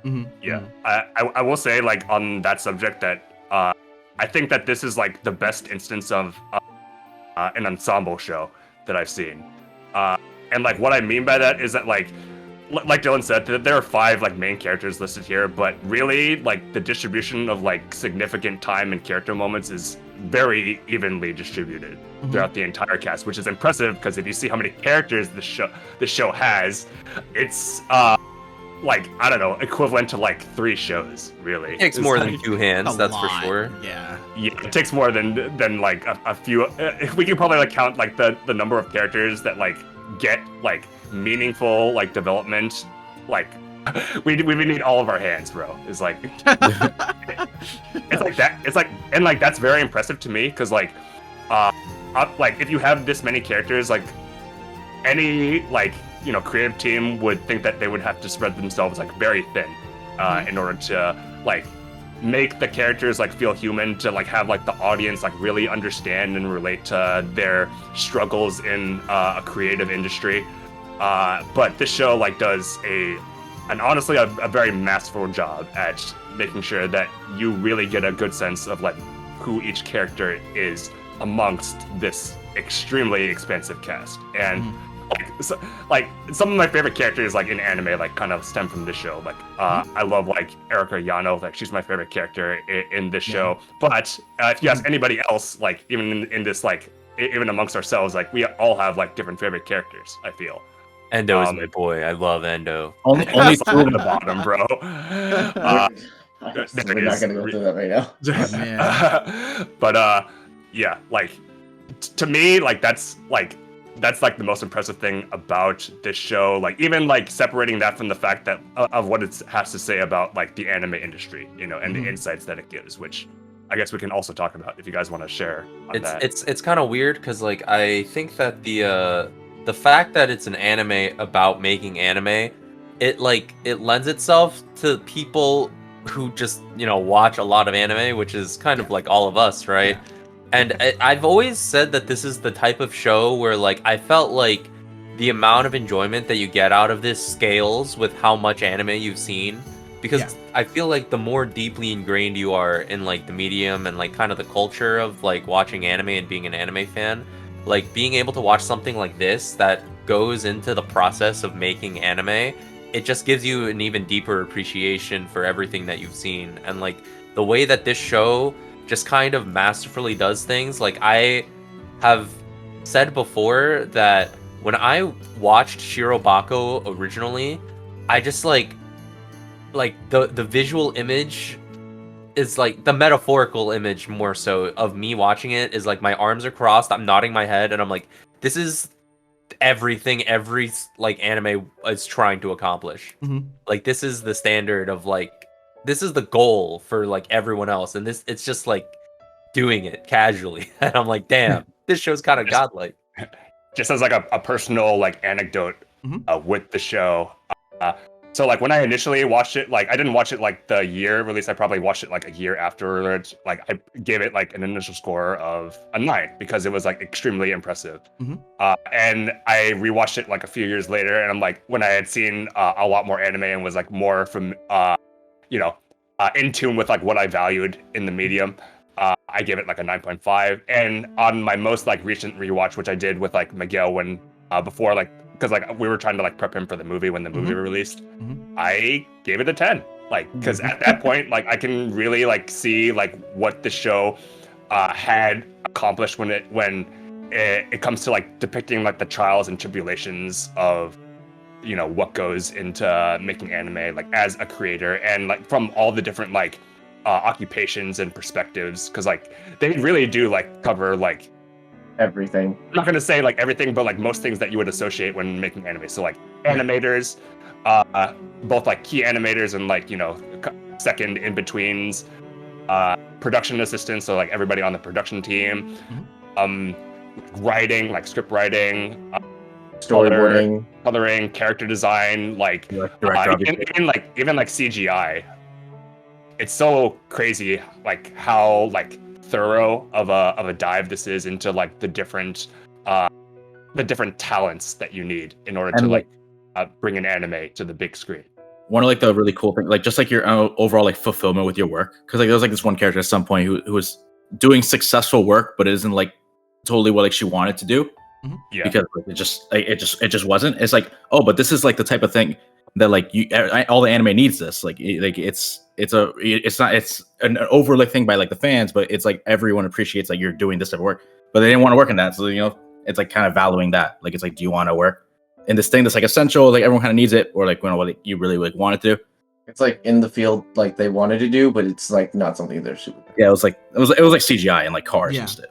Basically, that's like what it was. I think, good. Keep going. Another like super thing like I like is that I started watching this show, or I watched the show like a little bit after I like started working full time.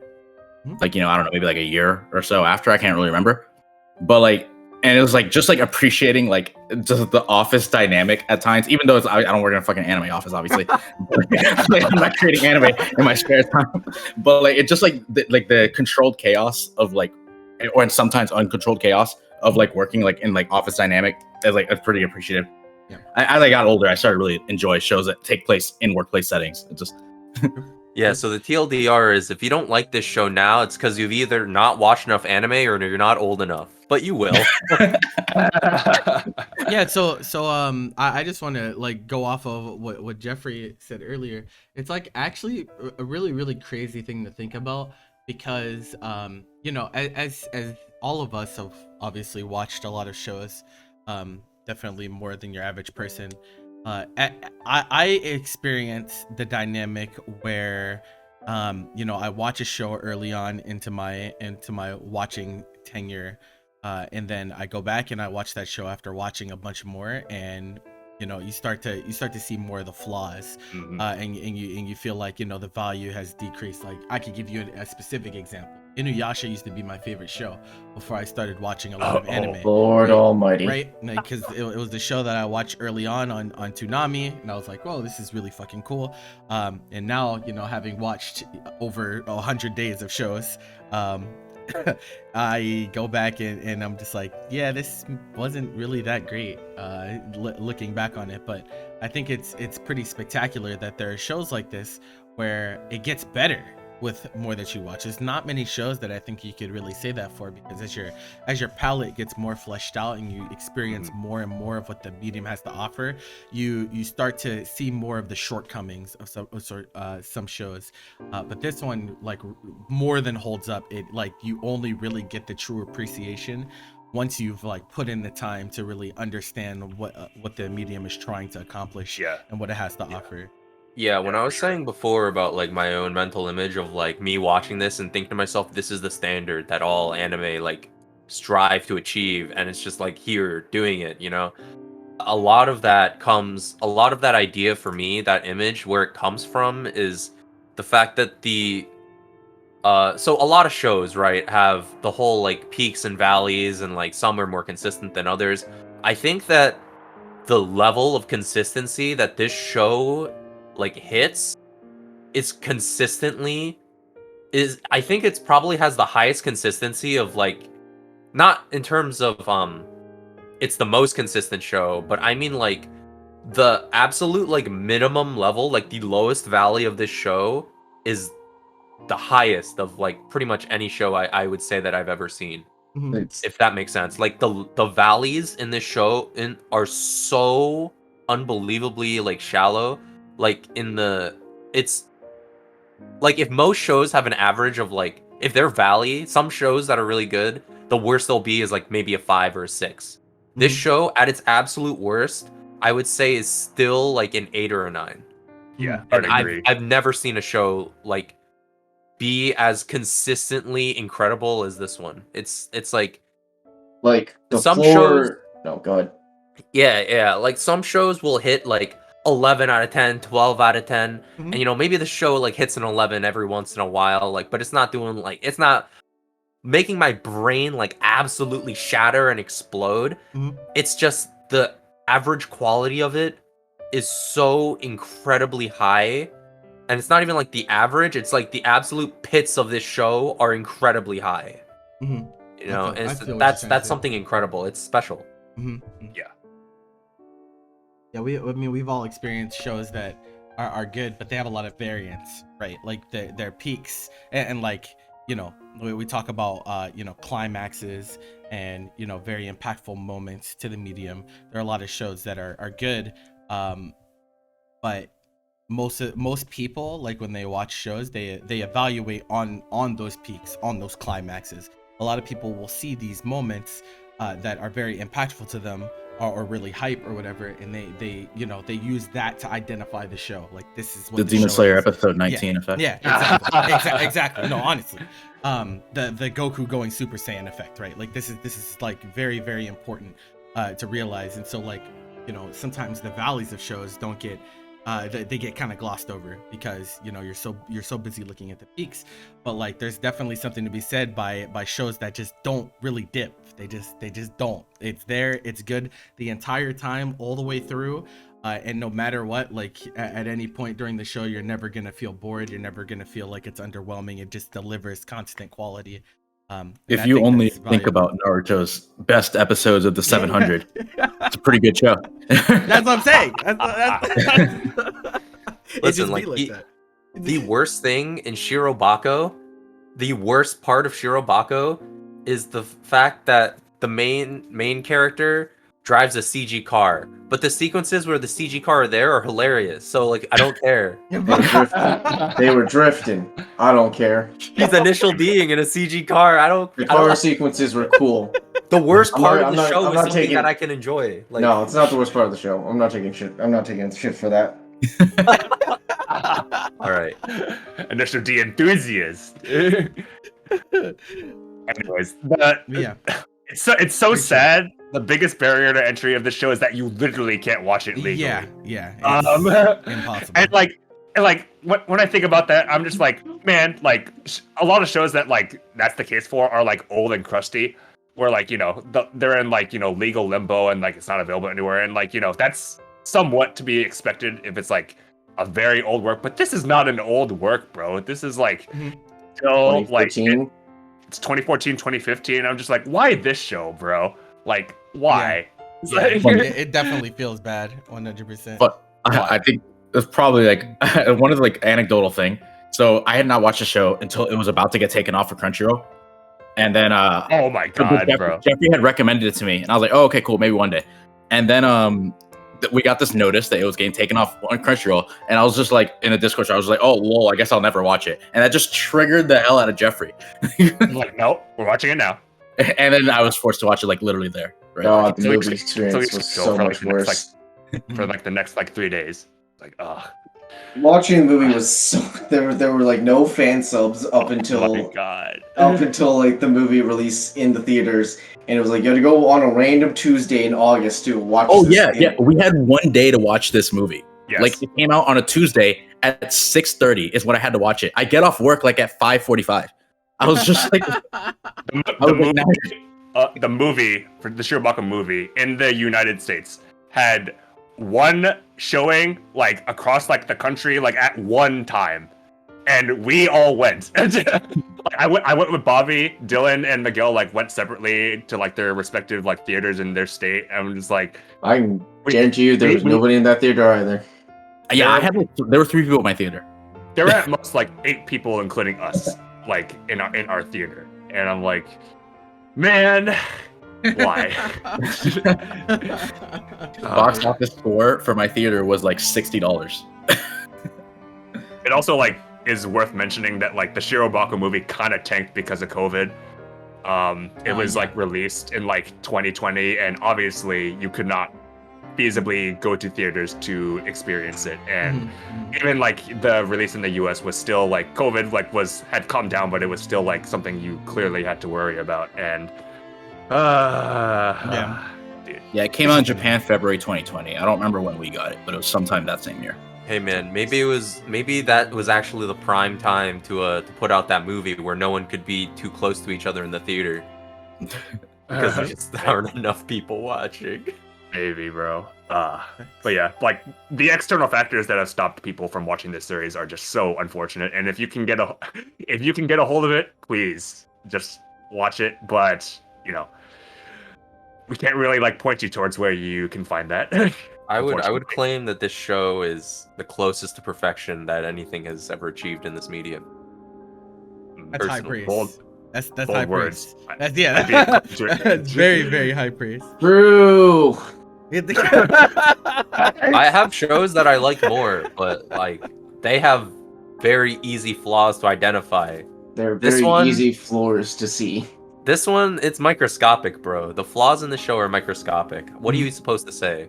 You could be like one of our acquaintances who should not be named who said it was boring. Yikes. I mean, yikes. Yikes, bro. Yikes. It'd just really be like that. And we're like, you just don't get it, bro. Like, and I never want to be that guy who is like subtle things that this show does. Yeah. I don't want to be the guy that just says like, oh, like certain people are just like media illiterate and don't know how to enjoy the show because like there's like a lot of ways that you can like evaluate a show, but if you don't like the show, like if you don't like the show, if you don't think it's quality, then you're wrong. If you don't like it, that's fine. Yeah. No, that's in a very, very important difference, right? Something not being for you and something being bad are two very, very different things. So yeah, because at the end of the day, this show is just literally not for everybody. Like it's just no, absolutely. Like, a lot of people just are not going to care about like the intricacies of like the anime making process, and like I mean, I get that. Yep. It's just part of the art, bro. That's why I mentioned earlier that like Bakuman just has like a little easier barrier to entry because it is shonen-fied, basically. Yeah. Yeah, but this is a show of undeniable quality. It's like all right. Let's go on to the next. So I actually want to throw this to Dylan because I wanted him to talk about this one in particular. So let's talk about Ooh. Perfect Blue. Oh my god. Ooh, All right, so baby. this is like another movie. Dylan likes old shit. This is dusty as fuck again. He's a boomer. It is like gaining much more popularity Yeah, nowadays. Especially after Crash Chase like talked about like Yeah. its relevancy in today's society. Mhm. But like, you ever seen like a character just melt down? This is the movie in that essence. This is like what's I have my notes. Why am I not? He's like, I wrote something down for this. Wait a minute. I think a lot of people nowadays would like to talk about like how like it's very related to today's kind of like today's culture with like a lot of parasocial relationships and like stalkers and how crazy the difference between like yourself and like your online self can be. But like on top of that, it's like an exploration of like how like stressful situations can like just like induce like a complete loss of identity in like in a new environment. Like, so the movie is about an ex-idol that like is trying to transition to like a more serious like Showtime business and entertainer, and like she gets put through it. I don't know how else to describe it. It's probably the most mentally taxing movie I've ever seen in my life. Yeah, like when I think of anime and I think of psychological, this is the first show that comes to mind. Yeah, for sure. And like this is like the defining psychological work I think in anime currently. And like, bro, the feelings that it gives you while you're experiencing it is just like, I think a lot of people will in ways feel just uncomfortable. I just like how not only insane like things get, but like in some ways how relevant it can be to their own lives. Like sometimes it's really scary to be looking at a fictional work and being able to relate it to something in your own life. I think that's a very scary experience for a lot of people, and it certainly is it's impactful is what I would say. It definitely hits really, really fucking hard. When I first watched Perfect Blue, like I I was in the dark alone watching it.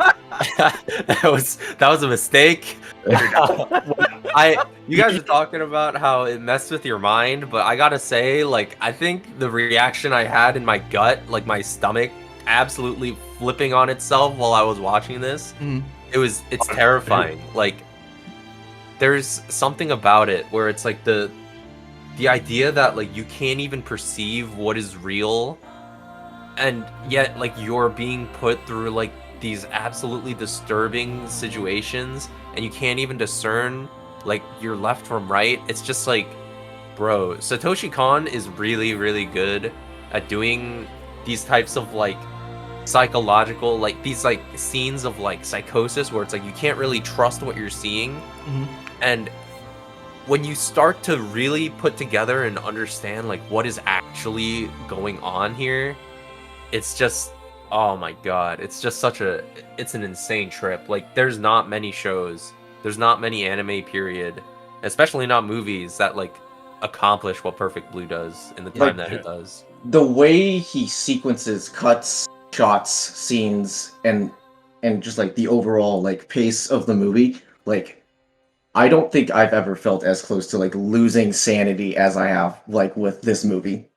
Yeah, like just to like inject my own thoughts into that. Like, so like this film is like really, the merits of it are so hard to describe to somebody who has literally like not seen it, and that's just like our recommendation that you should probably like watch this film.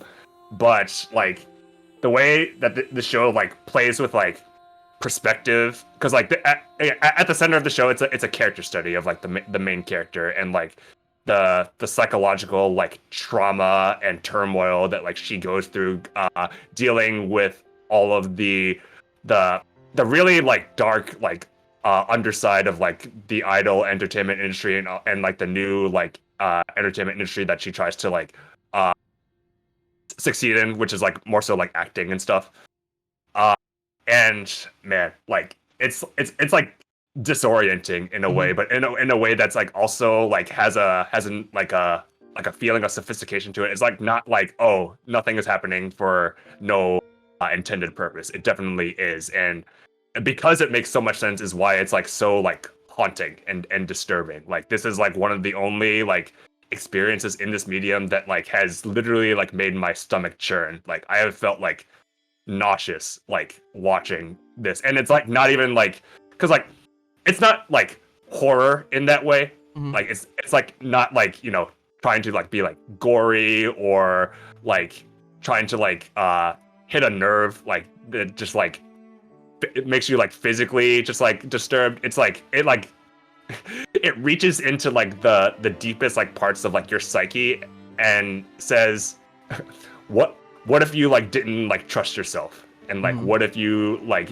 did not like what if like reality around you was like undiscernible from like your delusions that are born from your trauma. And I'm just like, oh my god. It's like it's really insane how there are certain scenes.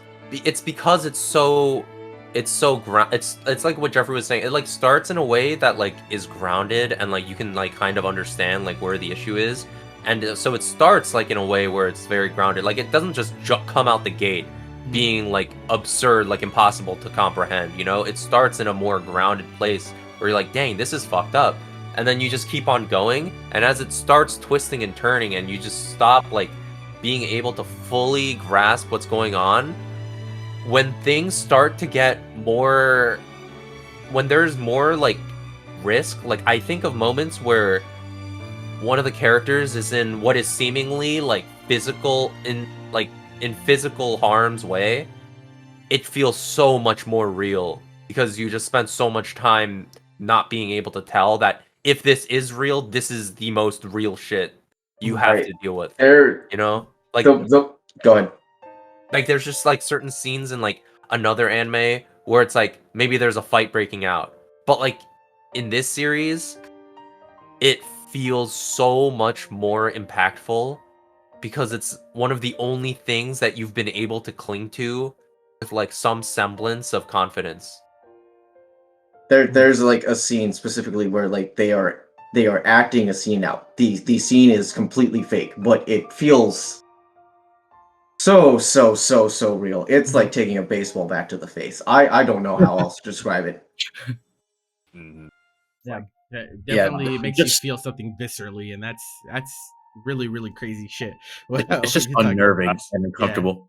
Yeah. Like I also want to say that like this movie is not very long, actually. Yeah, it's not. It's short. It's an hour 20 minutes. By today's standards, like when movies are like cranking 2 hours, like this movie feels like it's like double that time. When in reality it's not. And I'm every time I like rewatch it, I'm just like so surprised in how much they were able to like portray in this amount of time. Because like, you know, that's something that you have to consider when you're making a movie. Is like, absolutely, you know, how much time you have allocated to say what you want to say and convey what you want to convey. Especially now, because people definitely like movies are getting longer and longer, but attention spans are getting shorter. Someone's like, "Fuck, how the hell are they doing this?" Like regarding barriers to entry, like obviously, like you kind of have to be interested in like the plot and like the idea of the movie to like really want to watch the movie. On top of it's also old. You can't stream it anywhere. Yeah, you have to buy it. Yeah, you gotta buy it. You gotta buy it, or you know, use some alternative methods. It really be like that. But yeah, like this is like it's not only like when I originally made the concept of today's episode talking about, you know, shows that people haven't seen that are truly quality, like this is like in my opinion, if you're someone that really loves the medium, this is a must watch. Like you have to watch this. I think a lot of people definitely know what this is. Yeah. But like it's just like one of those things like like you look at like anime movies, like it'll come up, it's like, huh, what's this? And like Idol, whatever, it's kind of just ignore it. Yeah. Or people just never got around to it. It's like that. It's definitely, if you're looking at it to especially film content, right? Like because I know a lot of people that only watch like TV. They don't watch movies. buckle in if you take the flight, if you decide to. But it's definitely worth the time, which I think what a lot of people are concerned about nowadays. Like, they may be interested in trying new things, but they don't want to feel like their time is wasted. This is not a waste of time, and it's not that long. I think definitely worth giving it a shot. All right. Let's go to Bobby, because I wanted to make sure this one got covered. Just talk to us about Space Brothers, my guy. It's time. I gotta say, so Space Brothers is a 99 episode anime.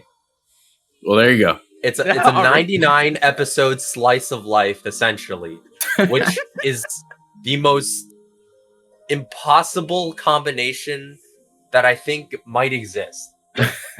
So people who watch slice of life are accustomed to shows that are like 25 episodes at max usually. Mm-hmm.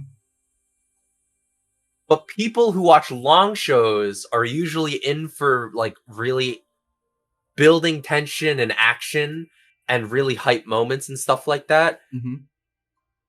This show unfortunately hits the awkward position where it's too grounded for people who typically watch long anime, and it's too long for people who like to watch grounded anime. That being said, that's tough. I think this is maybe one of the most unique, impactful, and maybe emotionally gripping stories that I think I've ever experienced. And I think that there's so many things about this show that are done so right, and just no one watches it. So to give the synopsis for what the show is supposed to be about. The main character is basically, he's like in his 30s or 40s. And he's a bit of a dreamer, he's an engineer, and what he wants to do, he has visions and dreams of making things like flying cars, but he's stuck in this doldrum job where he's just got to make normal cars, which is not where his passion lies. He wants to go beyond that, but that's where his creativity lends himself to. But he chose the safer path in life, And meanwhile, while he does that, his younger brother is off at NASA in America to go and be an astronaut. Because when they were both kids, they made the promise to each other that they wanted to both be astronauts. And after some things happen, the main character gets fired from his job because he's not always like the most focused, because it's not where his heart really is. And so when he's kind of lost trying to figure out what he wants to do, and he knows that his brother is actually going to be sent to go to the moon, he decides he wants to try and rekindle that childhood dream he had with his brother. So he goes and signs up to try and train to be an astronaut. And so the whole show is just flipping between his process of becoming an astronaut and his brother off being an astronaut. And I think that the way that the duality, because they don't really see each other that often in the show, but you can tell how impactful and how intertwined they were in each other's lives. And the things that the show makes you feel when you see the small successes and the huge issues that might arise, there are such minor things that make you just pop off for the main character. Because it's how many stories are about a middle-aged man trying to follow his dream as a child, True. Very few. I Not mean, very most many, most anime are first of all in high school. Yep. Let alone being middle-aged character, as the main character. It's a fact. And yet there's something so endearing about every character in this show. They're the right amount of quirky, but the right amount of passion. And it's just that, I guess that's the kind of person you have to be if you're trying to go into outer space. Mm-hmm. But it's just such an overlooked series for so many reasons, and it's just such an incredible thing that it's honestly a shame. I think this is maybe for me, in terms of what I have seen and understand, I think this is the most underwatched show for how good it is of like anything for me personally. I feel that. Mhm. I feel that. I think we all have a show like that, which we're probably all gonna like talk about that. Like, I mean, I've already talked about what I think that fits that definition, but yeah, like, and what Bobby says about like the barriers to entry are like just 100% true, because like the thing that's kept me from watching this show is the length, and it is a time commitment. But I 100% like would think that I would like love the show if I had the time to sit down and watch it, and I will eventually before I die.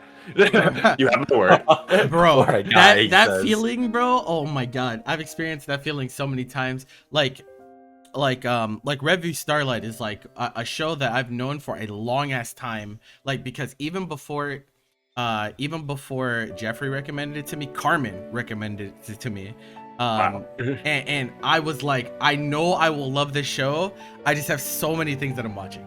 And like the problem with us specifically is that we're constantly like watching like new seasonal things. Yeah.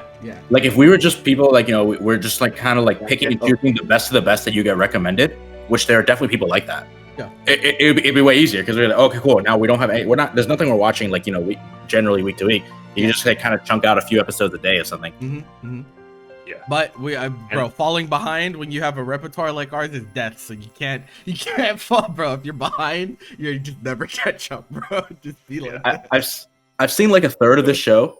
This was like a year ago, and it was so good. But then it just like got busy with other things. Just never watched it. Busy with life, busy with other anime that are currently airing. It was like, but I will get around to this hobby soon.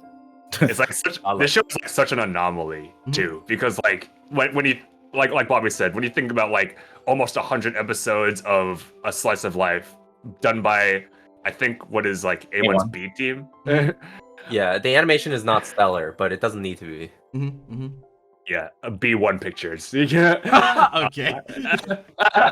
Just trashed on the A1's team, dude. What the Hey, they picked it up.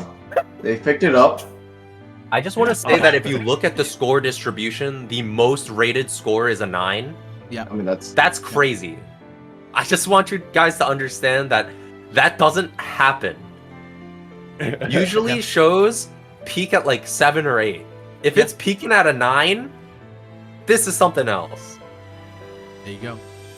That's what's up. Also, the director is the director of like Kakumei, and he I'm like, wow, bro. I actually love watching in summertime. Yeah, I think he's pretty spectacular for sure.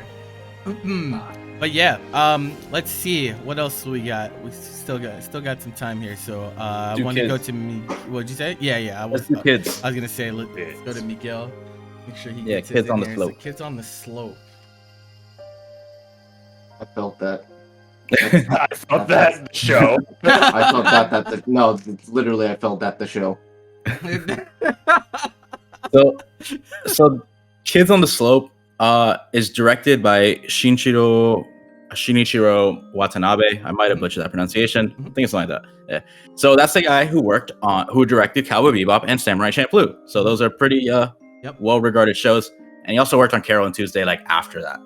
Yeah. So we all kind of like know this about him, but he's like really like this like master at like getting these like hybrid genre things. So like when you think of Bebop, it's like, you know, cowboy western in space. What the hell is that? And then like, you know, jazz blues as well. It's got like that Chinese action films aspect, noir films like aspect. Champloo, hip hop, sword fighting, dance, Okinawa, traditional samurai, and just mixing this crap together, and it just kind of works. Which like also Champloo, literally like that's like what it means, mixing stuff together. I haven't seen Carol and Tuesday, so I can't really talk about that one. And then for Kids on the Slope, it's way less explicit than like the jarring differences between like Bebop and Champloo, like the stuff he's mixing together. But it's still like a whole bunch of like different things kind of coming together. You know, it's like concept of like found family, bring people from different backgrounds, because MC Kaudo is like rich and was trained in piano, like I guess how you would describe as like correctly, you know, like what people who are pretty successful, like they train to play the piano the way you're quote unquote supposed to. Yeah, by the book type thing. Yeah, by the book. There you go. That's the word. There's also like some religious stuff going on in there. There's a little bit of American culture because Centauru is a Hafu, because this show takes place in like the mid 60s or something. So there were a lot of like, you know, American like war people, pretty much, that were just in the area around the time that Sentaro would have been born. Well, but yeah, would have been born, like, which would have been like the 50s. So that's like, it's a little bit like mixed match of a whole bunch of stuff. But at like its essence, it's just like a coming of age about like people, like little adolescents who are learning about like music and life, like through each other. My only real flaw with the show is that like it's only 12 episodes. It could have used like a whole lot more because a lot of time is covered in the show. Like we do like basically all of high school in a time skip. I see. And like 12 episodes, which is a little bit unfortunate, but it's still like a really quality show. Going specifically into like why I think it like isn't that popular. It's not like unpopular, I don't think, but it's not like it's particularly popular. Is not. Yeah, it's like low average. Yeah. One, like jazz music isn't really like everyone's thing. It's like jazz like a thing to like. It's like kind of like a acquired, not acquired taste, but like it's just I don't know. I think Jazz for cool people, and a lot of people aren't cool. Every time when you said that, I was thinking of the SpongeBob episode where he's like, "You must acquire a taste for freeform jazz." That's immediately what I thought of whenever you said that. So yeah, that's like part of it, at least, like for sure. Also, like cheesy adolescent romance stuff is just this thing that, like, I mean, it's really pretty common in anime, but like, yeah, especially as you get older, it's like a little bit. I wouldn't even describe it as like cheesy. It's more like angsty, which is like something that like I really like. Because like to me, like music and angsty adolescence go together. Oh like, yeah. Right other, oh really. yeah. Absolutely.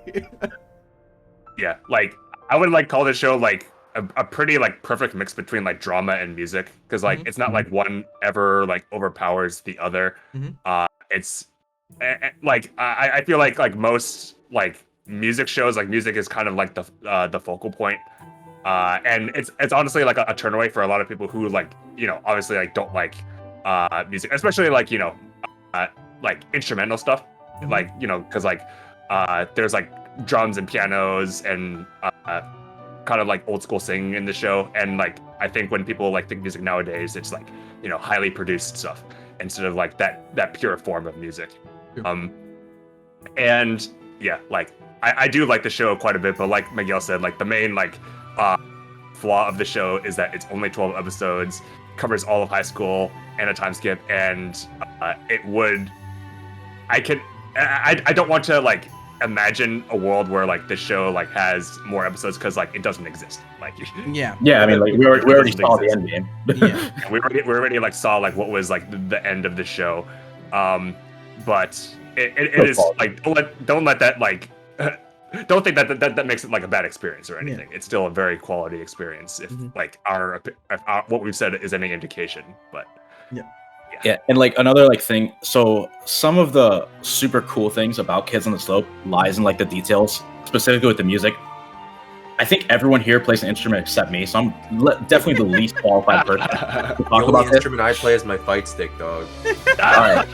So 3 out of 5 of the people here can play instruments. Yet I'm the one that's most talk about this. So I'm the least qualified person. But like just from looking it up and knowing, because a lot of the animation that's done through this is done through like rotoscoping. So rotoscoping is when if you don't know what it is, it's basically you get like the real life action, and then you pretty much like trace the action to like draw it so that what you're drawing is accurate for the drumming, for the piano playing mostly. Well, there's other instruments too, but it's mostly the drum and the piano that we see.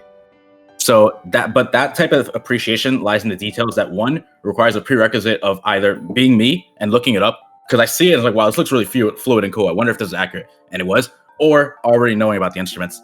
So it's like that like level of appreciation already requires like attention to detail that some people are not going to really have. The music itself is also like extremely quality, and like it captures that aspect of like jazz, of like just kind of hopping in, not worrying about like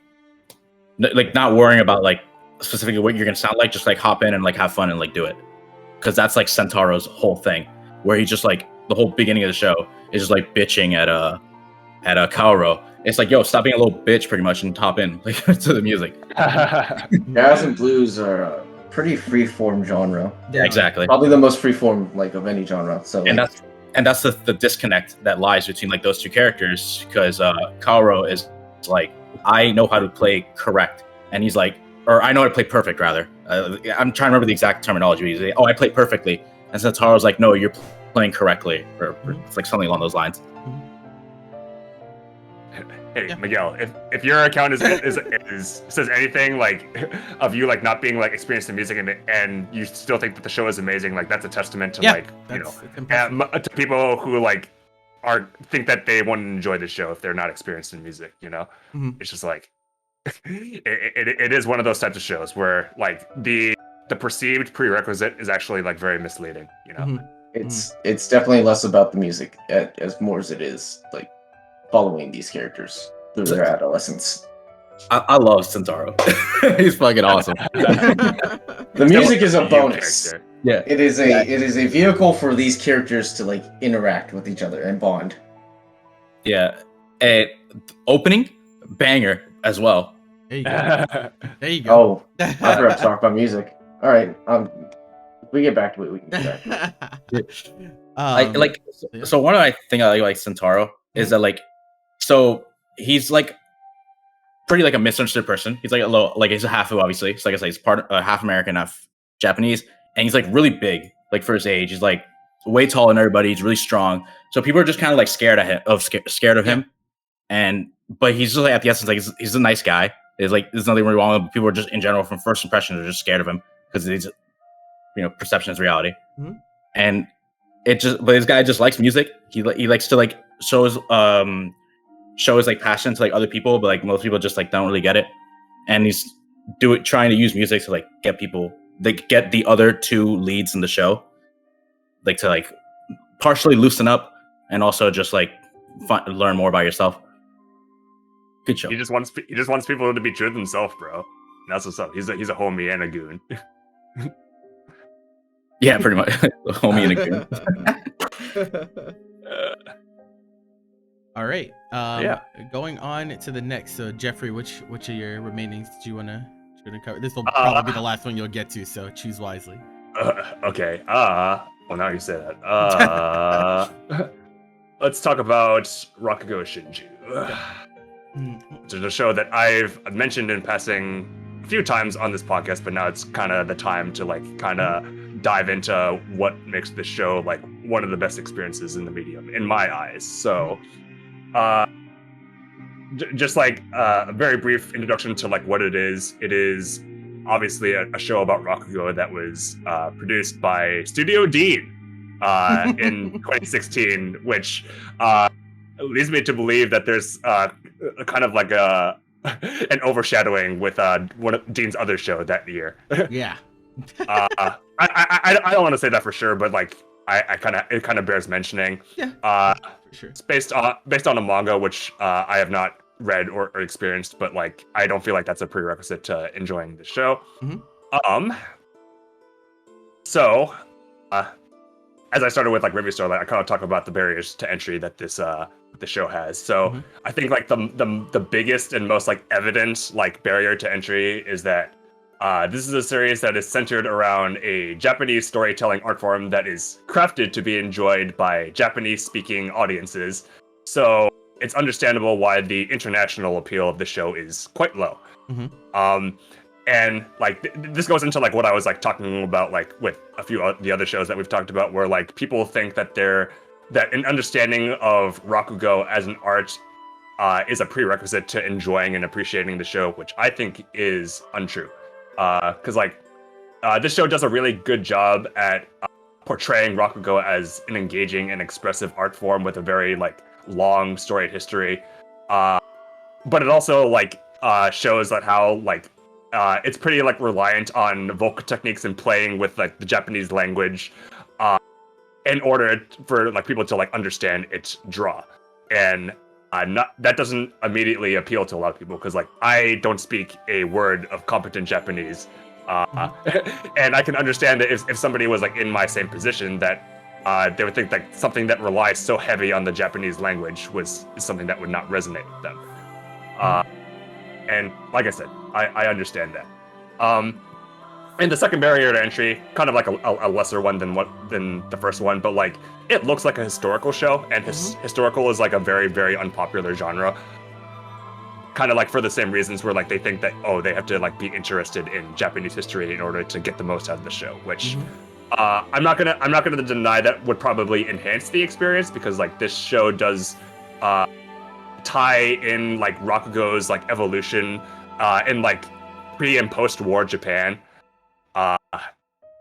as in like its first season, but I do not think that it is a prerequisite. I think it would help, but as somebody who is like personally not very interested in history, I could say that I enjoyed the show immensely even without that knowledge. All right, and moving on to like the actual experience of the show, I have definitely said this before, but in my opinion, this is like the best instance of like implementing masterful voice acting to elevate the viewer experience in anime. And that's like a very like bold statement, considering like how much like we appreciate voice acting in anime. And the reason I feel so strongly about this is because being a show that focuses around a verbal storytelling art form, like having skillful and like seasoned voice actors is practically a requirement, to say the least.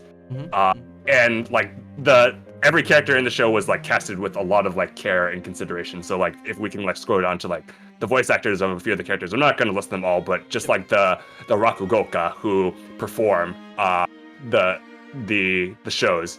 Akira Ishida, he's like one of my favorite voice actors. People will know him for roles like Gaara and Naruto, and Kawaru Nagisa from Neon Genesis Evangelion. He's amazing. Like his voice is like extremely soothing and extremely like flexible. If you've seen like this show, and like and for like Sukeroko, Koichi Yamadera, like he is famously Spike Spiegel from Cowboy Bebop, and Kaiji from also Neon Genesis Evangelion. So, and the last one I'll mention is Yotoro's voice actor, Tomokazu Seki. I could probably just tell you that he's Gilgamesh from the Fate series. Well, there you go. People will know. He's also going to be Toad. Yeah, he's also going to be Toad in the Japanese dub of the Mario movie, funnily enough. Holy shit. Yo, sorry to interrupt, but I just thought of that. Mamoru Miyano as Mario. Oh yeah, it's insane. Hilarious. No, it's actually crazy. So funny. It has he has no business being in that role, but I'm here for it. It is so funny. The dissonance that I felt when I saw the clips from the Japanese trailer was like so like through the roof. I was watching? Like, stop, let's go. Like, why is Mario so like? That's not the aura I need from Mario. That's all I'm gonna say. Anyways, getting back on track. So like the voice cast for the show is incredibly stellar, and there is clearly a lot of like consideration for casting the Rakugoka in particular, who have to like perform the Rakugo shows. And as I said before, like even as a person who cannot speak Japanese with any level of competencies, like I found the voice acting performances in the show incredibly enthralling. Like they just like draw you into like not only the performances but even like their banter. It's just like it's extremely engaging, and they focus a lot on aspects that transcend like the language barrier as well. So like things like injecting emotion, like paying attention to certain inflections, and also like making it a very like interpretive experience. Like these aspects shine through like more so than the fact that like I don't understand Japanese, you know? Yeah. And I think like that is like the main draw of the show, like from a production standpoint. And like that's not even like saying anything about like what I think the show like does well narratively, which I guess I'll talk about now. So if you don't know like what this story is about, other than the fact that it's tied to Rakugo, the way I describe it, it is like one of like the most full character journeys that I've experienced in this medium. So like the main character, Yakumo Yurakute, he actually goes by quite a few names in the show because the process of becoming a Rakugoka requires you to change your name in different phases of your life. So he starts out being named Bon, and then he moves on to a name called Kikuhiku when he starts doing Rakugo officially, and then he ends up with this name, which is a very like prestigious Rakugoka family. it pretty much, and like this is like a spoiler, but like I kind of feel like it bears mentioning, but like this show like covers his entire life, which means from early childhood to pretty much his final moments on his deathbed. And to me, like that's a very like compelling concept, because I don't feel like a lot of shows tell the full life of somebody the way that this show does. You are like with him for like every part of his journey, and what that journey entails is he is a character who at every like phase and turning point of his life, he has something that is keeping him from being happy. So just as an example, from like early childhood, he originally dreamed about being a traditional dancer, which is already like, you know, like at the time that he's like born, like not a really fitting career for like a boy, just to put things into perspective. But he was like inflicted with like a very like crippling leg injury, which stopped him from ever pursuing that dream. And so he is he's like delegated all of his efforts to like learning Rakugo. And there are like several points like in his career where an external factor like gets in the way. Like I talked about, like the early parts of the show take place during like the war period of Japan, and that kind of stopped him from traveling and really like taking on experience for him to like hone his skill. And basically every point of his life, something is like getting in the way of what he believes to be true happiness. And like it is a very like crushing journey that's told. And where it eventually ties into like Rakugo is, at first it becomes something that was like forced upon him, but then through his experiences with like his partner in crime, like Shoujo, he learns that like there is like something to be had here. Like there is like self-expression, there is like self-discovery, and you know, there is fulfillment and happiness to be had. But as I've described, it's never easy. And saying like too much about the show, I feel like would like ruin the experience of like the very specific impactful character moments. But just know that I think that this is a very like full story, and you know, at the end of the day, I think the creators like had the intention of saying that even if you are like old and decrepit, and you know, you've lived your whole life with something working against you, that it's never too late to think that you can achieve this happiness. And to me, like that's an extremely like compelling and relatable story that honestly, like when going into it, I didn't think I would relate to that much. But like here I am now, like talking about the show, praising it on this cast, and telling you that you should watch it against like against all odds of what you think is going to keep you from enjoying the show, you know.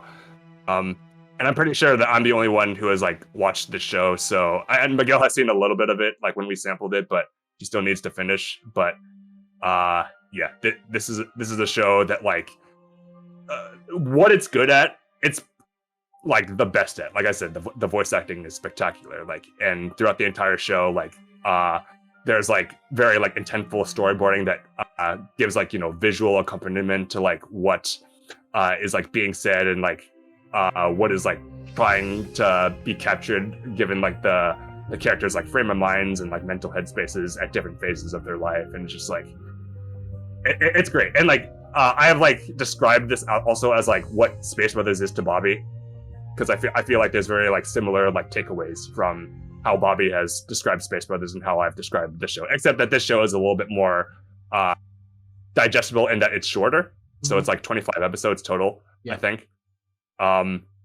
Definitely like an easier like pill to swallow than like 100 episodes, but you know, I would argue that like even having not seen Space Brothers, it's like it's really dense, you know. And yeah, I can't recommend it highly enough. Like, please watch the show. Yeah. All right, cool. I'm going to make my last selection. And I'm going to pick one that I believe all of us have seen, so we can like kind of make this a one that we talk about all together. And this one is very special to me because until very recently, this is my favorite show, actually. And this is Shoujo Shuumatsu Ryokou, or Girls Last Tour. And like I would say that to preface everything, right? It is like the most weird like Iyashike ever. Like it's so odd that they can make an Iyashike with this premise. Because it's post-apocalyptic. So that in of itself, it's like there's not really many things comforting about post-apocalyptic about it being the essentially the end of the world and everything. But despite that fact, it's a very, very heartwarming story, and also very thought-provoking. I think is what struck me the most about it, is that through the very, very organic experiences of our main characters, they propose a lot of like many of life's questions, and the encounters that they have along the way like just really make you think about, you know, I'm living in an actual society and I have some of these questions. I can't imagine what they're going through when they, you know, they have to drive this mini tank around. It's like kind of trying to find their way. It is certainly out there. I would say, you know, most of the story is focused on our two main characters. Not very many characters in the show at all, but it does a lot with what it has. Even though there's not a lot of characters, it uses its atmosphere to its advantage quite a lot, and I think the kind of the relationship that gets built between our two main characters is like really the driving force, and what made it like a super big joy to watch. It also helps that one of the main characters is voiced by my favorite VA, Inori Minase. Hey. That definitely helps. And Kanahana is in this too, but which is like actually really funny. As a creature, like, how much she get paid to do that? I wonder, bro. Dude, how much did Yuki Kaji play to get that robot? Oh God, bro! Jesus Christ. Yeah, like, do they really need to get those two people to do those? I mean, this isn't the first time somebody has been hired to make noises in anime before. Yeah, you're looking at Kotono, eh? Just unbelievable. Dylan is watching Zombieland Saga right now with me. Oh, okay. Kotono Mitsubishi voices Tai, which is, I say voices, but more so makes noises. Yeah. Like this was a very like surprising show, like for when it like came out, because like this kind of like dropped out of nowhere and like people didn't really like know like what to think about it. Like it's kind of funny that this dropped like the same year as like Maid in Abyss. Yeah. Because I think like from a cast composition standpoint, like Chibi Explorers was kind of like the thing that year, I suppose. Yeah. And you know, a lot of people thought that who saw Maid in Abyss like when it was airing, like thought that this was like coming off of the heels of like that show, in its premise and its like character design. But yeah, like you said, it's a very like thought-provoking show, and I like the show like quite a bit. It's the most interesting like part about the show to me, and like what it does uniquely, is how it like juxtaposes like the very like desolate world that the characters are in, and also like the innocence of the two characters that we follow. Like it's a very unique kind of psychological effect where you like, you know, like you take any look at any shot from the show and you know this world is fucked, bro. Yeah, like absolutely. Yeah. like that's not a mystery. But the way that like these two characters like Chito and Yuri like approach any like given situation or any obstacle, it's like there's always like this air of innocence to it, because like they don't really like know like the weight of like the what has happened in the world around them. They just kind of like go through and like take life one experience at a time, and do their best to like see the beauty in everything that they encounter, which would honestly like be a requirement to like keep sane in a world like this. Like it's like it does like you would think that there would be like kind of like a dissonance between those two things, but this does a really good job at like combining them and making them into like an experience that is like very compelling, despite what it looks like, you know. And I felt myself like thinking about like some of like the episodes, like especially like later on in the show, like not to spoil anything, but like the episode with like the robot kind of sticks out in my mind. Yeah, it's a great episode. Yeah, like they like, just as an example of like one of the scenarios like the show like draws up, they come across like an aquarium that only has like one living like fish like in it left, and like there's an automated like AI who is like taking care of this fish because it's what he's programmed to do. And like just like the scenario that follows after that is a very like it's a very like reflective of like, you know, like valuing life, you know. Yeah. You like in the grand scheme of things, the life of like this fish and like the existence of this robot is like so insignificant in the grand scheme of things. But the show like does an amazing job at depicting like the beauty in like the continued life and the continued care and consideration for it that really like really strikes a chord in like me as a human being, you know. It's like absolutely. It's like they like, you know, 2017 with it having this and Abyss, you know, I think a lot of people draw parallels because it, of course, children, you know, kind of put into dire situations, highly atmospheric. Yeah, very, very atmospheric. Like the backgrounds and art of this show are amazing, and the soundtrack is also incredible. Very, very strong. But I think the thing that ties the two together so strongly for me is how much thematic presence they have. Both of them have a very, very strong theme of like finding your purpose and finding like what you value and like working towards those things.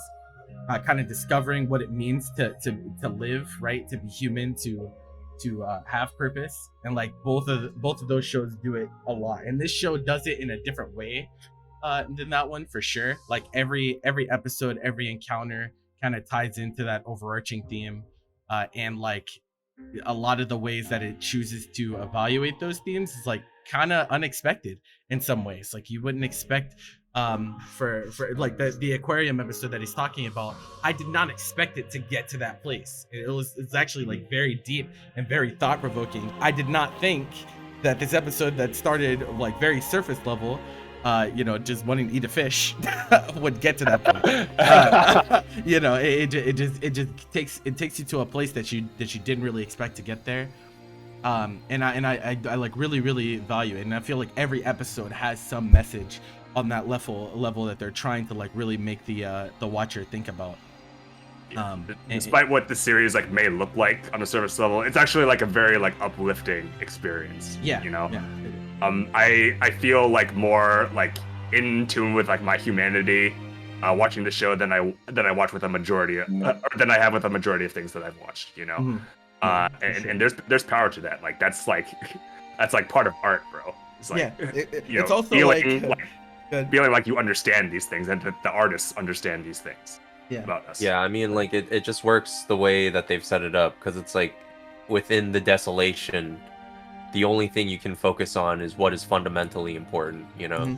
Yep. And it does a really good job of tackling that, especially with the dramatic irony and like the ignorance of the characters. Like even if they don't get the fullest sense of like what's going on, like you can definitely tell that there's like something that the audience is able to take away and something that the characters can kind of, you know, maybe intangibly take away, but it compounds. This is a series that definitely only works because the main two characters are children. For one, like you could try to write a story like this like with adults, but like just like it's that innocence of the characters that really what makes the show like beautiful. Yeah. You know?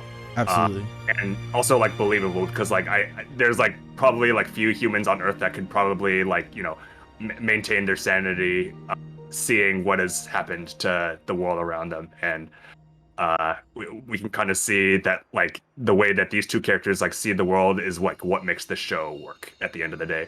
Yeah. I would also like to point out that the main characters are blobs. In that like the animators like kind of shied away from the concept of having like rigid characterization In fact that like they just like their body is just kind of more like their heads just kind of blob around sometimes. But it's not no bone. yeah, it's like, wait, what? How does that work that way? I don't it doesn't take away from the experience, but I definitely remember being like, okay, so they're actually blobs. Like they're so this is actually what's going on. And I would also just to cap off everything, I know there are experiences in this medium that I will never forget. And the ending to episode 5 of this show is one of those experiences. It was like the rain song. Yeah, the rain song. Yeah. That was like one of the moments that kind of defines my anime watching career. I was definitely that was like a moment that I feel like changed me as a viewer. I started looking at things a little differently.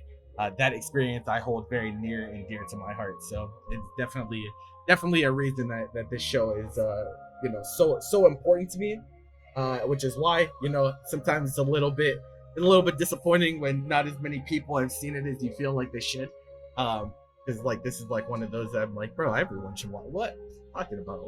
But I also understand like why some people, a lot of people don't watch stuff like this. So they're either not exposed to it, or they feel they're not interested because maybe they're not in tune with the premise or whatever. But either way, I think it's a very positive experience. But yeah, do you think we could get away with one more? I know Miguel has to dip soon, right? Miguel, it's up to you. No, yeah, okay. Why not? What are you thinking? Like a quick one. Okay. Which one are you thinking? One of the ones from the collective talking. So either collective. Dance, yeah. I would say like Danseur is probably like an easy talk between us. Okay, that's fine. Let's Whoops. Well, it's there. It actually is there. So I was like, yeah. Why do people not watch this show? Look at the cover. Yeah. Because precisely. Of the cover. Precisely. Yeah, so like this is like one of the shows that I think that it's was actually like clearer. It's like a little bit more clear, where like some of the shows that we watch, sometimes we legit think to ourselves like, why the hell don't people enjoy this, or why can't they watch it? And you have to look into like some meta reason, like, oh, the distribution sucks, or it wasn't available in certain places, or maybe it's long and people don't want to commit to long shows. With this show, I think it's very clear why people didn't give this one a chance. And to everyone that didn't, you're a fool. You're an absolute fool. Because this show, right, is simply incredible. But like even if you just like look at the key art here, you'll see that the characters are very they're very different. Like the designs are very lengthy in general. And they all have physiques of the subject material that they're adhering to. Like it's ballet, right? And a lot of dancers in ballet do have like very very thin, very tall builds. And I think that in and of itself like kind of like makes people feel a little jarred. Like it's like this is so different that they can't like jump into it, because they're like, this seems foreign, this feels uncomfortable, I don't know what to think of it. And unfortunately a lot of people choose to not give it a chance on that alone. Like, I'm pretty sure like by the popularity metric on AniList is like one of the least popular shows, which is weird considering it's so recent. Yeah. Too. Out of the shows that we've all like talked about today, this is definitely the least popular, just by the numbers. Yep.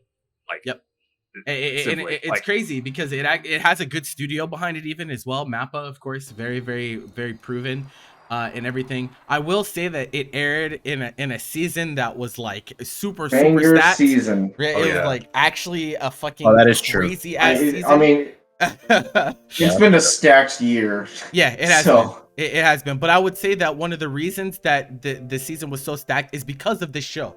Right, like that was definitely one of the reasons that I was like, holy shit, like how do you beat this season? It's absolutely insane.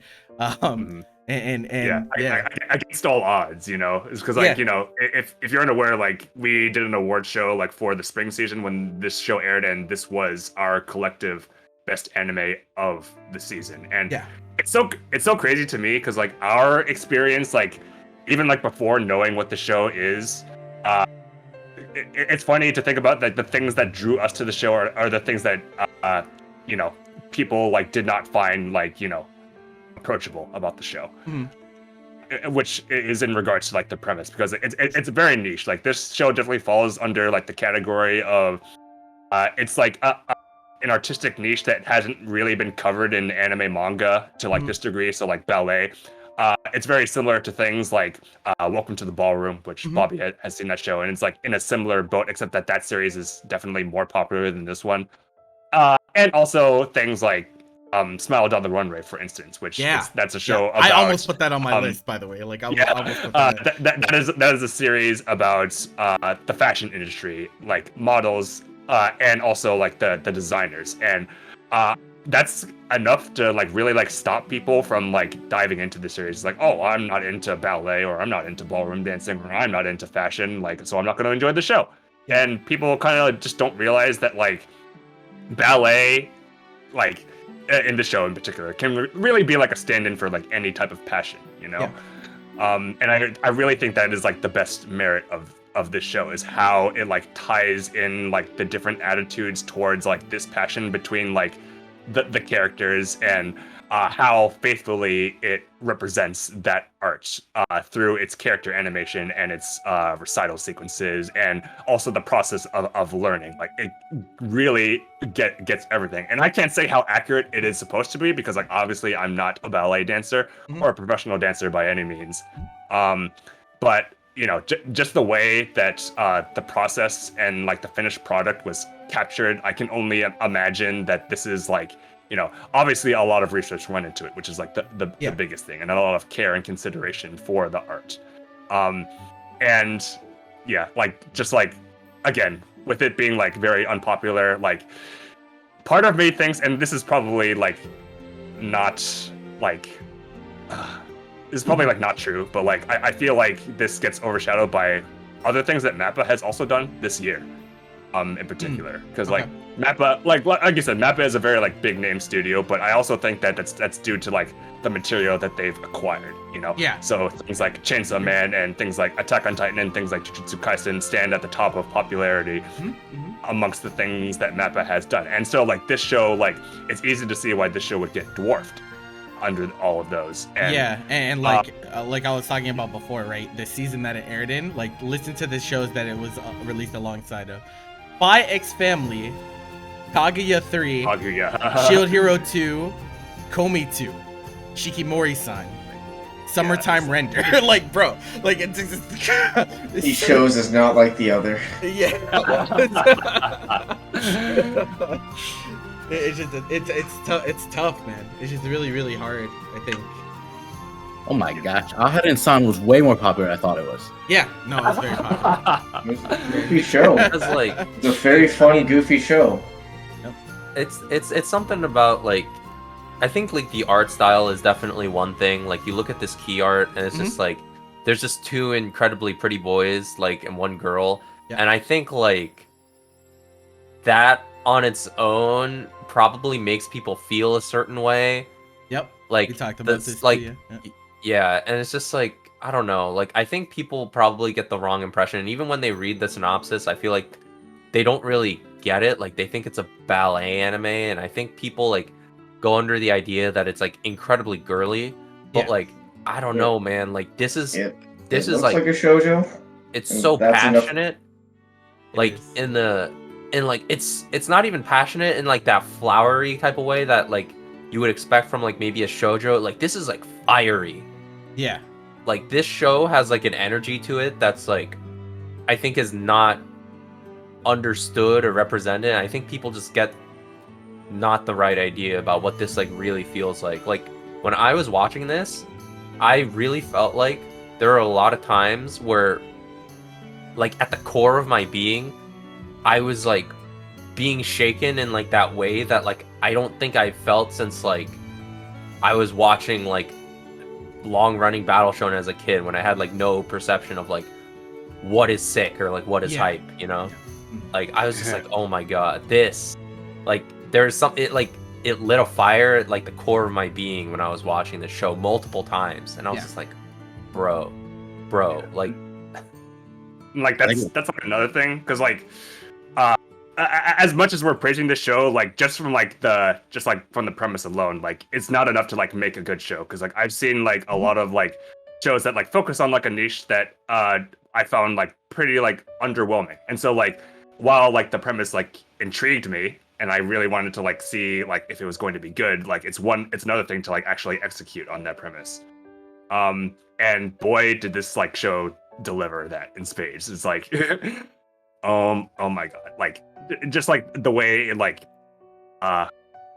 does its character writing and it like integrates like the intricacies of like ballet into that writing. It's just like it's so good. And like even like, you know, seasons later, like this is like I was kind of like going like back and forth between like if I thought that like anything was like actually better than the show in the season that it aired, and it's not like it didn't have any competition because like you said, definitely like, did. it's like Spy Family Fire and Kaguya, that's like a crazy like, range. like that is like a race of quality, bro. And like I even like 2 seasons later, I'm still thinking about it. I'm like, no, this was definitely the best one, like without a doubt in my mind. Definitely in the running for best show of the year.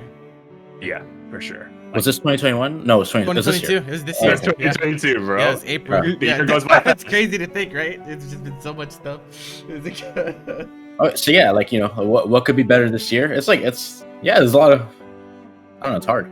Yeah, our anime of the year, the anime of the award show is going to be really tough for us. I think there's a lot of because like to me, like Kaguya 3 was amazing, and but this is obviously very good too. I was like pulling hairs trying to decide between this and Kaguya. This one barely won it out though.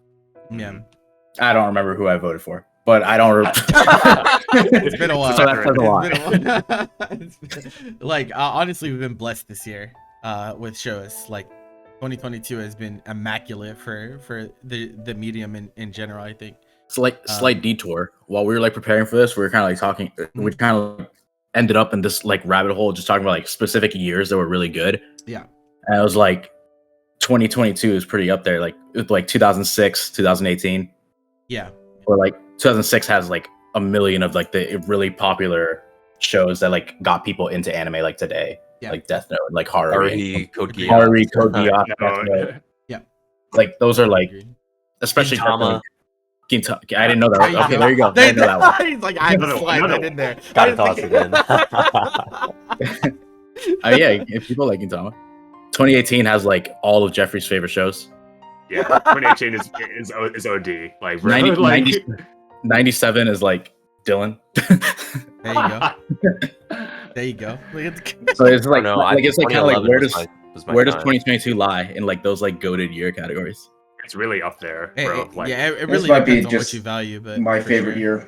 What'd you say? Yeah, probably. What did he say? I didn't hear what he said. He thinks this might be his favorite year. What, 22? Yeah, it's a great year. It's a fantastic year, honestly. I would doubt anybody for like saying that. Yeah, I would not be mad. I wonder. I always wonder if like part of it is like our perception because we just watch more anime now. But like, at the same time, I don't know. Oh, dude, Air Gear 2006. I think that's part of it. But I also I have enough confidence in our perceptions and just our repertoires that I think we would be able to pick out if we were just being like blind biased based on how much we watch now. Because like if you just look at it, right, like if you go and you pull up 2022's pages, like there's like a massive volume of quality this year. Even amongst stuff like even stuff that I don't necessarily really fuck with, like people still love like a lot of the shows, even if they aren't necessarily for me, you know. So like from an objective quality standpoint, I think like definitely this year has been fucking insane. Like but yeah, and I think there's also a good amount of appeal to a lot of different types of watchers too. Like it feels like everyone kind of got something this year, regardless of what type of anime you're into. Like the shonen heads got blessed. We got like, you know, cyberpunk like brought a lot of people in. Like there's just like a lot of stuff, right? There's just a lot of stuff. A lot of like beloved series got adaptations, and I think that type of stuff is important. Like a lot of people that just sit there and wait for their favorite series to get adapted. So, and then sometimes, you know, it ends up not being great. But this year there were some really, really good ones. Like I was doubting Spy Family at first, but then it just turned out it's just really fucking good. It's just like that. I went into every season this year doubting it because of what happened in the last season, and I've just been continuously like proven wrong. Yep. I was like, I remember coming off like the heels of spring that like, oh man, summer is just gonna be like mid to this season, and I'm like, oh yeah, that's facts. And then that's facts. Like, man, summer actually like outdid spring in a lot of ways. Yeah. Like in terms of like Summer was a very strong quantity of amazing shows, you know. Depth of quality. Yeah. And then like I walked into fall like thinking that like, oh, like Once it's again, just gonna be like the tail end of the year, and then I'm like, oh man, there are actual like legitimate like anime of the year contenders undoubtedly amongst these shows. I am pleasantly surprised by some of the shows that have been coming out this. Yeah. There's one he's talking about that I know. Oh no. Oh, he's talking about the shit that he thought was gonna be complete terrible, and he said it might end. Well, up there being are like two a 6 or shows I 7. thought that were gonna be completely terrible. We'll get to those some other time. Yeah. How about Well, that? but yeah. So that's pretty much the end of the shows we have to show for you guys. We actually have more. But what I'll do, since we didn't get to go over everything, I'll link all the AniList pages of all the shows that we put on our list. If you guys want to, you know, add them to your plan to watch or check them out yourselves at one point, I think that's pretty easy for me to do. So I'll just do that. Maybe we could just like make this type of thing like a periodic thing, because like we have literally like so many things to like talk about. Like in preparation for like this cast, like we actually had to just like really narrow down what we needed to talk about, because we knew we were just going to like talk too much, like extensively about the things we want. So like we actually like have more, like we said, but like maybe in the future, because I feel like this is something that we can like throw in on occasion. Yeah, you know? definitely. My initial goal had to be narrowed down to what is under number 1,000 in popularity. Yeah, I know what you mean. 1,000. Hey, some shows barely breached that. Utena, 1,000? it's like 1,050. The shows you picked are below 1,000. On Mal. Oh my god. Yeah. Oh, Silver okay, Spoon is not under 1,000, but Space Brothers and Agretzko, which we did not get to talk about, are both under 1,000. Yeah. Like easily. It blows my mind that Agretzko is. I thought people watched that show. No, they just know who Agretzko is because it's a Sanrio character. No one's actually watched it.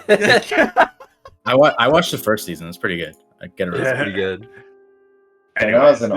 But yeah, so just to give you guys an idea of like how things are gonna go, I think in 2 weeks we'll just have a normal cast, but the anime of the year show won't be until 2023, because obviously we want to wait until everything is finished before we also need to do like the fall show, which I think we should do. I remember like we were debating if like fall didn't deliver, then we might just skip to like the anime of the year, but like I think that this we need to do a fall show.